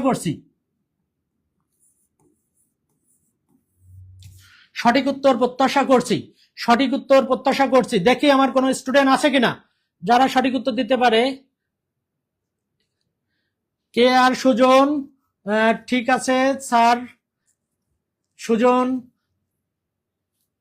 দানিউব, ঠিক আছে। এরপরে আমি ক্লাস 5ম শ্রেণী থেকে আন্তর্জাতিক নদী দানিউব জেনেছি। Thank you. তুলিকা তুলি 1914, রাইট। তুলিকা তুলি। প্রথম বিশ্বযুদ্ধ শুরু হয়েছিল 1914 সালে। 1914 সালে সঠিক উত্তর। প্রথম বিশ্বযুদ্ধের যে প্রেক্ষাপট ছিল বহুমাত্রিক। এই প্রথম বিশ্বযুদ্ধের প্রেক্ষাপটের মধ্যে অন্যতম একটি কারণ ছিল, আমরা জানি ইসলামের ইতিহাসে 5টি খিলাফত। কয়টা খিলাফত? 5টি খিলাফত। 5টি খিলাফতের একটি হলো অটোমান সাম্রাজ্য বা উসমানীয় সাম্রাজ্য বা উসমানীয় খিলাফত। এই 5টি সাম্রাজ্যের মধ্যে অটোমানদের যে ভগ্ন অবস্থা, খারাপ অবস্থা, ইউরোপের রুগ্ন ব্যক্তিতে পরিণত হয়েছিল তুরস্ক ছিল মূলত অটোমান সাম্রাজ্য। তুরস্ক বলতে অটোমান সাম্রাজ্যকে নির্দেশ করে। এই তুরস্ক যেহেতু দুর্বল হয়েছিল, ইউরোপীয় শক্তি যেটি ছিল বলকান লীগ গঠন করেছিল। বলকান লীগ 1912 সালে গঠন করে এবং বলকান যে যুদ্ধ সংগঠিত হয়েছিল, এই যুদ্ধের পরবর্তী যে রূপ ছিল সেই রূপটি ছিল প্রথম বিশ্বযুদ্ধ। প্রথম বিশ্বযুদ্ধ বিশ্বের বিভিন্ন দেশের মধ্যে যে সংঘাত, সেই সংঘাত ইতিহাসে প্রথম বিশ্বযুদ্ধ নামে পরিচিত, যেটি 1914 সালে। প্রথম বিশ্বযুদ্ধ শেষ হয়েছিল 1918 সালে। আমরা জানলাম 1918 সালে প্রথম বিশ্বযুদ্ধ শেষ হয়। এরপরে আমরা ধারাবাহিকভাবে জানবো 1915 সাল। আমাদের এখানে বাকি যে 3টি সাল আছে, 3টি সাল সম্পর্কে আমরা জানার চেষ্টা করব। একটি করে প্রশ্ন আমরা এখান থেকে জানবো ইনশাল্লাহ। 1915 সাল।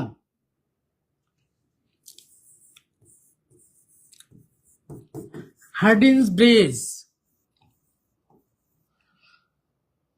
1915 সালে হার্ডিঞ্জ ব্রিজ উদ্বোধন করা হয়। হার্ডিঞ্জ ব্রিজ নির্মাণ কাজ শুরু হয়েছিল 1910 এবং উদ্বোধন করা হয়েছিল 1915 সালে। তাহলে হার্ডিঞ্জ ব্রিজ উদ্বোধন করেন কে? Lord Charles Hardinge. Lord Charles Hardinge Hardinge bridge উদ্বোধন করেন কত সালে? 1915 সালে। কেমন? এই লর্ড চার্লস হার্ডিঞ্জ এটি কুষ্টিয়া এবং পাবনা জেলার মধ্যে যোগাযোগ করার জন্য, অর্থাৎ রেল যোগাযোগের জন্য তিনি এই ব্রিজ নির্মাণ করেছিলেন। হার্ডিঞ্জ ব্রিজ আজও দুটি জেলার মধ্যে সেতু বন্ধন হিসেবে কাজ করে। কেমন? এটি রেল যোগাযোগের জন্য বাংলাদেশের সর্ববৃহৎ যে আমাদের রেল যোগাযোগ, রেল সেতু হিসেবে এটি অভিহিত ছিল। পদ্মা সেতুর পূর্বে এবং যমুনা সেতুর পূর্বেই এটি সবচেয়ে বড় ছিল। হার্ডিঞ্জ ব্রিজ পরবর্তী সময় আমরা চলে যাব পরবর্তী প্রশ্নে। 1919 সালে প্রথম বিশ্বযুদ্ধ পরবর্তী সময়ে যে চুক্তি হয়েছিল, ভার্সাই চুক্তি, ফ্রান্সের ভার্সাইতে প্রথম বিশ্বযুদ্ধ পরবর্তী সময়ে চুক্তি হয়েছিল, ভার্সাই চুক্তি। কেমন? এই 1919 সালে আরেকটি ঘটনা, রবীন্দ্রনাথ ঠাকুর তার নাইট উপাধি ত্যাগ করেছিলেন। কেন ত্যাগ করেছিলেন? ব্রিটিশরা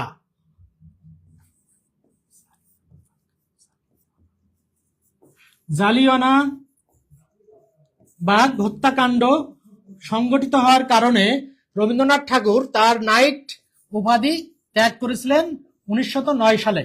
রবীন্দ্রনাথ ঠাকুর রঠা, বাংলা একাডেমি ডিকশনারিতে সংক্ষেপে এভাবে লেখা থাকে, তোমরা জানো যারা ডিকশনারি নিয়মিত খোলো।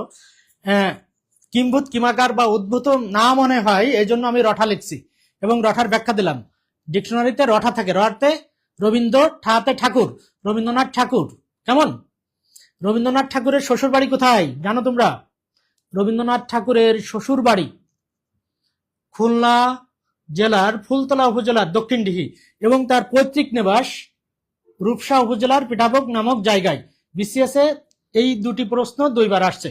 আশা করি এই প্রশ্ন দুটি অন্যান্য পরীক্ষার জন্য সহায়ক ভূমিকা কাজ করবে। বিসিএস এর প্রশ্ন সকল চাকরির জন্য খুবই গুরুত্বপূর্ণ। আশা করবো আমার স্টুডেন্টরা বেশি বেশি করে এটি শেয়ার দিবে। রাইট। নীল আকাশ 1914, ঠিক আছে, রাইট।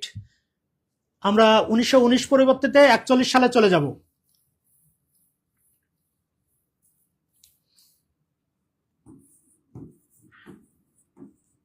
1941 সালে জাপান, 1941 সালে জাপান যুক্তরাষ্ট্রের পার্ল হারবার,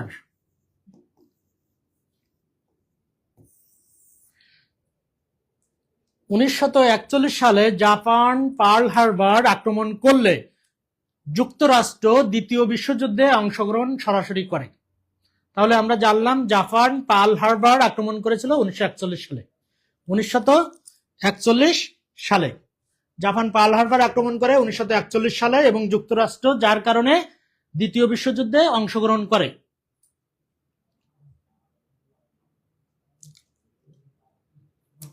এখানে আমরা একটি প্রশ্ন দেখছি, বিশ্বকাপ 16, 10 বছর পেরিয়ে গেছে, আমরা যদি 2026 কি পড়তে হবে কি পড়তে হবে না, কি পড়তে হবে কি পড়তে হবে না এটা বুঝতে হবে, কতটুকু বাদ দিতে হবে। আমি বিএল কলেজের শিক্ষক, আমি সবসময় আমাদের শিক্ষার্থীদের বলি যে এখন থেকে তোমরা ক্যারিয়ার ওরিয়েন্টেড হবে। আমি ওরাকল বিসিএস যেটি আছে তোমরা জানো, সেখানেও দীর্ঘদিন ক্লাস নিয়ে অফলাইনে। এখন আমার প্রশ্ন হলো, আমি শিক্ষক হিসাবে তোমাদের একটি বিষয় বলবো, তোমাদেরকে এই জ্ঞানটুকু থাকতে হবে, কতটুকু পড়তে হবে কতটুকু বাদ দিতে হবে। যেহেতু টি-20 বিশ্বকাপ 2016 সালের চ্যাম্পিয়ন দেশ কোনটি, এটি 2016 সালে পরীক্ষা হয়েছিল এজন্য, কিন্তু এই প্রশ্নকে আমরা আপডেট করে 2026 পড়ব। 2016 সালে যে প্রশ্নটি ছিল সেই প্রশ্নটি কিন্তু এখন আসবে না, ওই সময়ের জন্য এটি গুরুত্বপূর্ণ ছিল। বর্তমান সময়ের জন্য টি-20 বিশ্বকাপ 2026 এটি গুরুত্বপূর্ণ। কেমন? তাহলে আমরা জানবো 2026 সালে টি-20 বিশ্বকাপ চ্যাম্পিয়ন হয়েছিল ভারত, কাকে পরাজিত করে? নিউজিল্যান্ডকে। নিউজিল্যান্ডকে পরাজিত করে এটি ভারত চ্যাম্পিয়ন হয়েছিল। কেমন? আমরা পরবর্তী স্লাইডে চলে যাব। অতি দ্রুত শেষ করে দিব, খুব আশা করি 10 মিনিটের মধ্যে আমার ক্লাস শেষ হবে ইনশাল্লাহ। এই 10 মিনিট আমরা মনোযোগ সহকারে আমরা টু দ্য পয়েন্টে আমরা জানবো ইনশাল্লাহ। আন্তর্জাতিক প্রতিবন্ধী দিবস কোনটি? প্রিয় শিক্ষার্থীদের, এখানে আরেকটি বিষয় আমি বলবো, মাইন্ড ম্যাপিং করে পড়ার কৌশল আমি এখানে অবলোকন করাবো। কিভাবে? এই প্রশ্ন কেন আসলো স্যার? কারণ আমরা দেখছি প্রশ্নটি ইউনিয়ন আমাদের যে সমাজকর্মী নিয়োগ এর সঙ্গে কিন্তু রিলেটেড, সমাজসেবার সঙ্গে রিলেটেড, এই জন্য কিন্তু এই প্রশ্নটা এখানে আসছে। তাহলে আমরা যখন যে পরীক্ষা দেবো সেই পরীক্ষা সংক্রান্ত যে সমাজসেবা পরীক্ষা দিলে আমরা কি জানবো? সংবিধানের কোথায় সমাজসেবা সম্পর্কে বলা আছে, অথবা আন্তর্জাতিক কোনো আইনে এই সম্পর্কে বলা আছে কিনা সমাজসেবা সম্পর্কে, যদি থাকে জানবো, না থাকলে জানার দরকার নেই। সংবিধানে জানবো বা কোনো আইনে আছে কিনা, কোনো সমাজসেবা সম্পর্কে কোনো প্রতিষ্ঠান আছে কিনা, এই বিষয়গুলো আমরা জানবো। অর্থাৎ যে পরীক্ষা দেবো সেই পরীক্ষা সংক্রান্ত আমরা একটি সম্যক ধারণা নিব, সেই প্রতিষ্ঠান, আইন, কানুন সবকিছু যদি থাকে জানবো, না থাকলে জানার দরকার নেই। তাহলে আমরা জানলাম 3 ডিসেম্বর আন্তর্জাতিক প্রতিবন্ধী দিবস। 3 ডিসেম্বর আন্তর্জাতিক প্রতিবন্ধী দিবস। এখানে আরেকটি বিষয় আমি জানবো, শুধুমাত্র যে প্রশ্নটি অতি গুরুত্বপূর্ণ, প্রতিবন্ধী দিবস।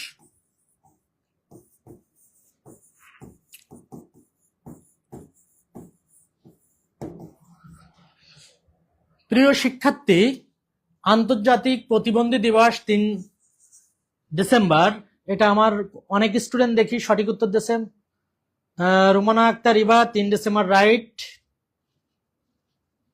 তারপর শাবনুর 3 ডিসেম্বর সঠিক উত্তর দিয়েছে। Hasan Imran right. Roksana, Rasel, all are correct, thank you very much. এরপরে আমরা আরেকটি গুরুত্বপূর্ণ বিষয় জানবো, প্রতিবন্ধী নাগরিকদের পরিচয়পত্র কি নামে পরিচিত? সুবর্ণ নাগরিক নামে পরিচিত। প্রতিবন্ধী নাগরিকদের পরিচয়পত্র, প্রতিবন্ধী নাগরিকদের পরিচয়পত্র সুবর্ণ নাগরিক নামে পরিচিত। প্রতিবন্ধী নাগরিকদের পরিচয়পত্র সুবর্ণ নাগরিক নামে পরিচিত। যেহেতু আমাদের সময় কম, আমরা আরো অনেক কিছু জানবো ইনশাল্লাহ। আগামী দিনগুলো এডিটোরিয়ালের সঙ্গে থাকবো এবং সাফল্যের সূত্রে নিজেদের ভবিষ্যৎ গাঁথবো। এখন আরেকটি বিষয়, এটি বেশি বেশি শেয়ার দিলে কিন্তু আমাদের অনেক স্টুডেন্ট আমাদের সঙ্গে যুক্ত হবে, বিস্তৃত হবে, ভালো লাগার জায়গা তৈরি হবে। পরবর্তী স্লাইডে আমরা যাব। খুবই গুরুত্বপূর্ণ, জাতিসংঘের বর্তমান মহাসচিবের নাম কি? এই যে 4টি আমাদের এখানে আমরা দেখতে পাচ্ছি, জাতিসংঘের মহাসচিব বর্তমান, তার নাম কি বোর্ডে আছে? নাই। তাহলে আমরা জানবো। দেখি আমার কোন স্টুডেন্ট, যেহেতু 16 সালে যিনি ছিলেন তার নাম এখানে আছেন, কিন্তু এখন তো 16 না, এখন 1 দশক পেরিয়ে, অর্থাৎ 2026। এক দশক পেরিয়ে পেরিয়ে 2026, আমার কোনো স্টুডেন্ট এখনো লেখে নাই, কমেন্ট করে নাই। বেশি বেশি কমেন্ট করতে হবে, বেশি বেশি শেয়ার করতে হবে, কেমন? আমি পাই নাই। আমি সলিউশনে চলে যাব, যেহেতু আমাদের এখানে অপশনে নাই। 16 সালে ছিল, এখন 16 সাল না, এখন 2026 বর্তমান। 2026 আন্তোনিও আন্তোনিও গুতেরেস। এই আন্তোনিও গুতেরেস জাতিসংঘের কততম মহাসচিব? নবম। আন্তোনিও গুতেরেস জাতিসংঘের নবম মহাসচিব। তিনি কিন্তু শুধু জাতিসংঘের মহাসচিব এটি নয়, তিনি এর পূর্বে পর্তুগালের কি ছিলেন? প্রধানমন্ত্রী ছিলেন, প্রাইম মিনিস্টার ছিলেন। তাহলে পর্তুগাল কিন্তু আমাদের একটি গুরুত্বপূর্ণ অনুষঙ্গ। ফুটবলে যেমন আমরা পর্তুগালকে দেখি, অনুরূপভাবে আমাদের ভারতীয় উপমহাদেশ প্রথম যে জাতিগোষ্ঠী আগমন করেছিল পর্তুগিজ। আমরা জানি পর্তুগালের অধিবাসীদেরকে পর্তুগিজ বলি।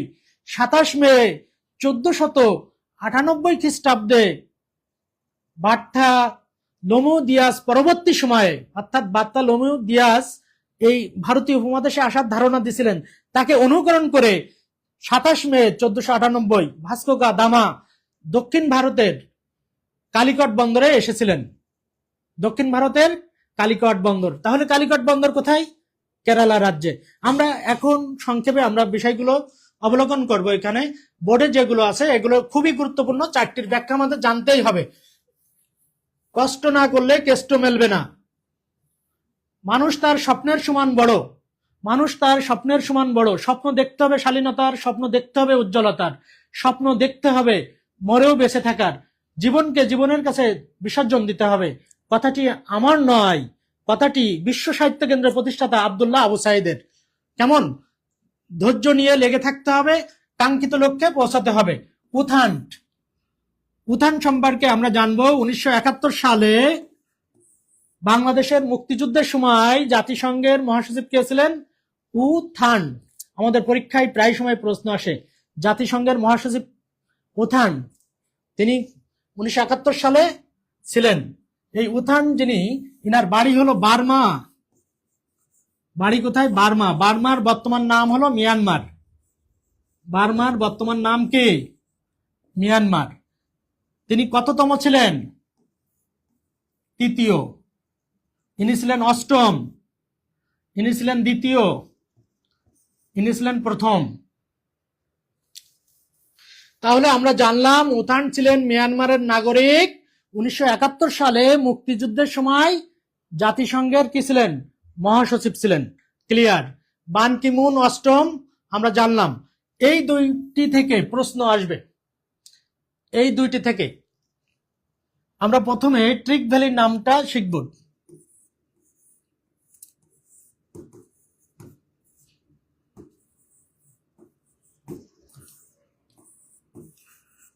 জাতিসংঘের প্রথম মহাসচিবের নাম ট্রিক ভ্যালি। তার দেশ ছিল হলো নরওয়ে। তিনি কোন দেশের? নরওয়ে। পরবর্তী প্রশ্ন আমরা জানব ডাগ হ্যামারশেল্ড। এই ডাগ হ্যামারশেল্ড আমি লিখলাম না, তিনি বিমান দুর্ঘটনায় মারা যান। এই প্রশ্নটি আসে, জাতিসংঘের কোন মহাসচিব বিমান দুর্ঘটনায় মারা যান? ডাগ হ্যামারশেল্ড। ডাগ হ্যামারশোল্ড কিসে মারা যান? বিমান দুর্ঘটনায় মারা যান। যেহেতু তিনি মারা যাওয়ার স্বাভাবিক প্রক্রিয়া ছিল না, বিমান দুর্ঘটনায় মারা গেছিলেন।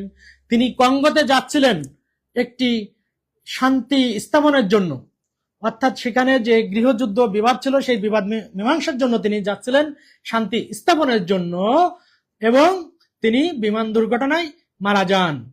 জাতিসংঘের এই মহাসচিব ডাগ হ্যামারশোল্ড তিনি কি পেয়েছিলেন? 1961 সালে শান্তিতে নোবেল পেয়েছিলেন। তিনি শান্তিতে নোবেল পেয়েছিলেন। জাতিসংঘের কোন মহাসচিব বিমান দুর্ঘটনায় মারা যান? Dag Hammarskjold. কোন মহাসচিব প্রথম নোবেল পেয়েছিলেন? Dag Hammarskjold. Thank you very much. পরবর্তী আমরা চলে যাব, আমরা শেষ করবো ইনশাল্লাহ। সর্বশেষ আমাদের স্লাইড, আমরা শহীদ বুদ্ধিজীবী দিবস কোনটি, এটি আমরা যারা বাংলাদেশের নাগরিক আশা করি সবাই 100% পারবো। আমার অনেক শিক্ষার্থী, হাসান ইমরান মুক্তিযুদ্ধের সময় মহাসচিব ছিলেন, উত্থান, রাইট, এক্স্যাক্টলি। এরপরে লিখছেন হাসান ইমরান, বান কি মুন অষ্টম, রাইট, বান কি মুন দক্ষিণ কোরিয়ার নাগরিক ছিলেন, দক্ষিণ কোরিয়ার নাগরিক ছিলেন। যেহেতু এখন আমাদের প্রাসঙ্গিক না, এই জন্য বান কি মুন সম্পর্কে আমরা আলোচনা বেশি করি নাই। যেখানে আমাদের প্রশ্ন সেখানে আমরা কেমন। আমরা সর্বশেষ স্লাইডে আছি 16ই ডিসেম্বর, এখানে আছে 12ই ডিসেম্বর, 14ই ডিসেম্বর এবং 14ই নভেম্বর। এখন দেখি আমার শিক্ষার্থীরা কে কেমন উত্তর দিতে পারে। অতি সহজ প্রশ্ন। শাহ নীলা ফেরদৌস 14ই ডিসেম্বর, রাইট। আমি পেয়ে গেছি আমার কাঙ্ক্ষিত সেই সঠিক উত্তর। আমার এক প্রিয় শিক্ষার্থী, তিনি সঠিক উত্তর দিয়েছেন 14ই ডিসেম্বর। প্রশ্নটি খুবই গুরুত্বপূর্ণ, যেহেতু বিভিন্ন পরীক্ষায় এই প্রশ্ন আসে। প্রশ্ন এটি 16 সালের প্রশ্ন ছিল, এখন 2026। এই জন্য এডিটোরিয়ালও প্রশ্নের যে নতুন সংযোজন, আমরাও অনুরূপভাবে সেভাবে আমরা ঘুরে যাচ্ছি। আমরা সেভাবে তোমাদেরকে কাঙ্ক্ষিত লক্ষ্যে নেওয়ার জন্য সেই নবতর সংযোজন করেছি। 14ই ডিসেম্বর আমরা জানি শহীদ বুদ্ধিজীবী দিবস। এই 14ই ডিসেম্বর এখন নতুন করে প্রশ্ন আসে, শহীদ বুদ্ধিজীবী হত্যাকাণ্ডে কারা জড়িত ছিল। এই প্রশ্ন বর্তমান সময়ে প্রাসঙ্গিক, এবং যেহেতু রাষ্ট্র ক্ষমতায় বিএনপি এবং তার অঙ্গ সংগঠন, সেক্ষেত্রে আমরা এটা জানতে পারি। আল বদর এবং আল শামস, আল বদর, আল শামস রাজাকার। আসলে আমি যে রাজাকার লিখছি এটা কি সঠিক লিখছি? রাজাকার বলে কোনো শব্দ নাই, রাজাকার বলে কিছু নাই। কিন্তু রাজাকার কোথা থেকে আসছে? রাজাকার, আমার যেহেতু সময় সংক্ষেপ, রাত হয়ে যাচ্ছে, আমার স্টুডেন্ট মশার কামড় খাচ্ছে, বিষয়টা আমার মাথায় আছে। রাজাকার শব্দটি আসছে রেজা থেকে। রেজা হলো আরবি, কার হলো ফার্সি। রেজাকার, রেজাকার মানে কি? স্বেচ্ছাসেবক বাহিনী, স্বেচ্ছাসেবক বাহিনী। রেজাকার থেকে বিবর্তিত হয়ে রাজাকার। তো 14ই ডিসেম্বর শহীদ বুদ্ধিজীবী যে দিবস, এই শহীদ বুদ্ধিজীবীদের হত্যাকাণ্ডের সঙ্গে যারা জড়িত ছিলেন তারা কারা? এই তিনটি গোষ্ঠী। এটি প্রশ্ন প্রাসঙ্গিক হলেও যেহেতু রাষ্ট্র ক্ষমতায় আমাদের বিএনপি এবং জামাতি ইসলাম, যেহেতু এটি জামাতি ইসলামকে অনেক ক্ষেত্রে তাদেরকে দায়ভার দেওয়া হয়, এক্ষেত্রে প্রশ্ন এটি অপেক্ষাকৃত কম আসবে। আমি আগেই বলেছি কতটুকু পড়তে হবে কতটুকু পড়তে হবে না, যেহেতু আমাদের স্লাইডে ছিল ওই সময় প্রাসঙ্গিক ছিল, যেহেতু ওই সময় আওয়ামী গভর্নমেন্ট ছিল, এবং আওয়ামী গভর্নমেন্ট মূলত একটু ইসলাম বিদ্বেষ মনোভাব পোষণ করত, অর্থাৎ তারা ইসলামকে মনে প্রাণে গ্রহণ করতে পারত না, যদিও তারা ইসলামের অনুসারী হিসাবে দাবি করত। আমি ওদিকে যাব না, বিতর্কিত বিষয় যাব না। আমি এখান থেকে ছোট্ট একটি বিষয় বোঝাবো, কতটুকু পড়তে হবে কতটুকু পড়তে হবে না এটা বুঝতে হবে। বর্তমান যে সরকার ক্ষমতায় সেই সরকারের রিলেট করতে হবে। বিগত রিজিম অর্থাৎ বিগত সময়ের যে প্রশ্ন, সে প্রশ্ন যতই গুরুত্বপূর্ণ হোক, যতবারই পরীক্ষা আসুক না কেন, সেটা আমাদের প্রাসঙ্গিক নয়। আমরা যদি বলি 7 মার্চ এখন কি গুরুত্বপূর্ণ? অবশ্যই না। 6 দফা গুরুত্বপূর্ণ? অবশ্যই না। এটি বিগত সময়ে ছিল। কেমন? এই জিনিসটা আমাদের বুঝতে হবে, মাইন্ড ম্যাপিং করতে হবে, ফটোজেনিক মেমোরিতে নিতে হবে, তাহলে আগামীর ভবিষ্যৎ তিলোত্তম হবে। অর্থাৎ তিলোত্তম মানে কি? তিলে তিলে সঞ্চিত যেটি সুন্দর, তিলে তিলে সঞ্চিত সুন্দরকে তিলোত্তমা বলে। তিলোত্তমা ভবিষ্যৎ হবে। আমি অন্য জায়গায় যাব না, দ্রুত শেষ করব।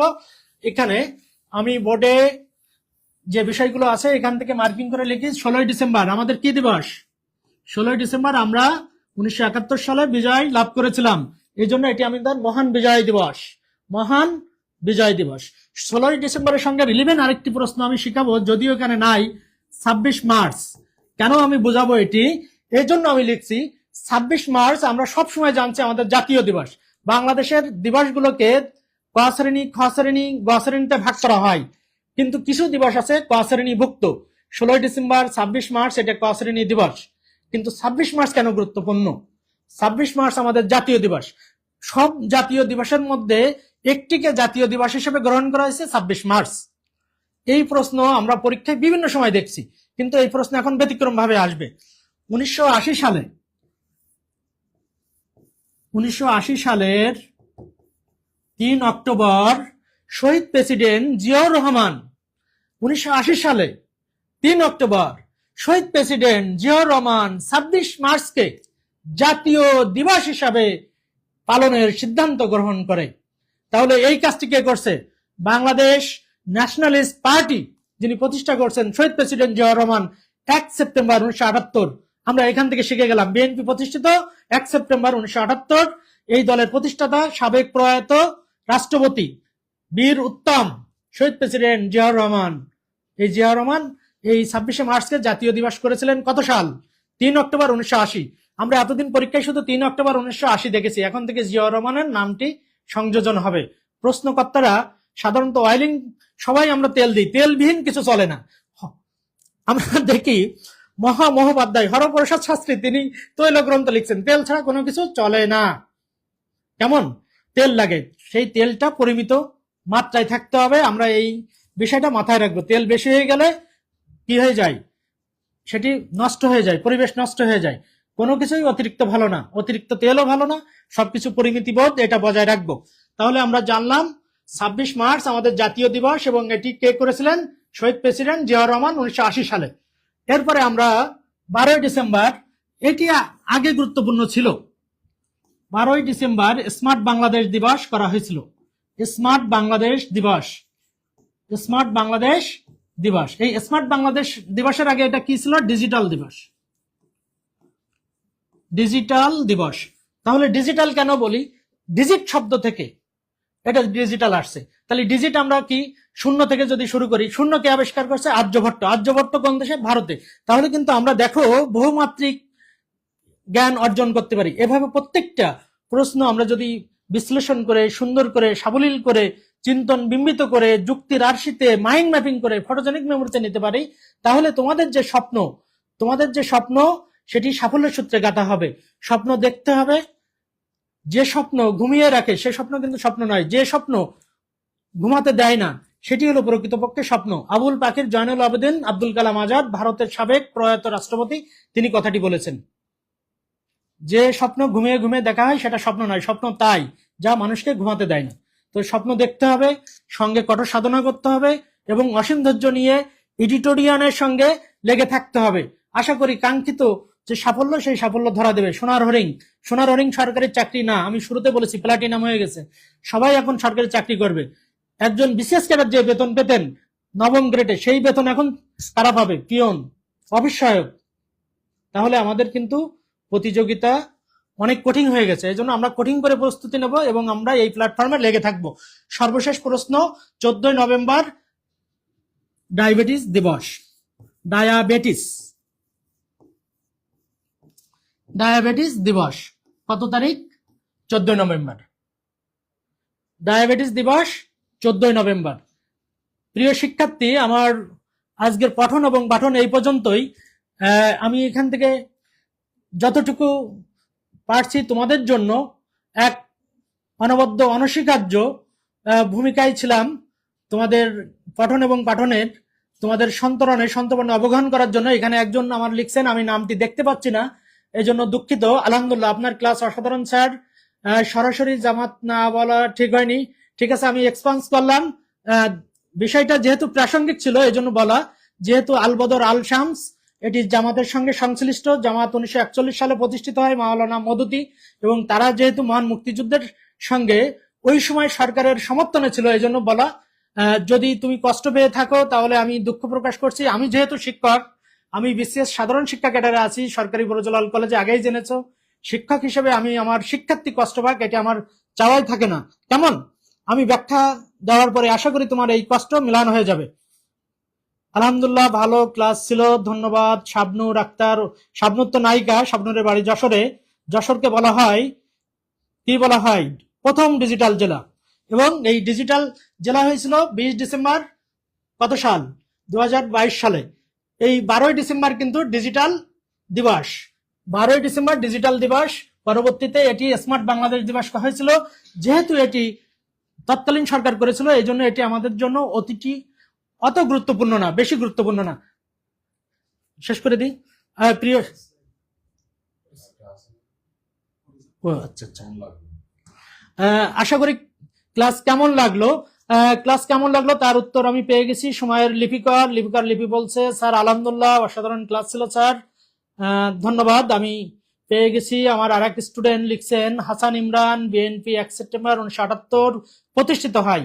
তার মানে আমার প্রিয় শিক্ষার্থীরা আমার কথাগুলো মনোযোগ দিয়ে শুনছে এবং তাদের যে ভালো লাগার জায়গাটি, এটি আমার দায়িত্ব আরো বেড়ে দিল আগামীতে আরো ভালো ক্লাস নেওয়ার জন্য। আমি অনুপ্রাণিত হলাম।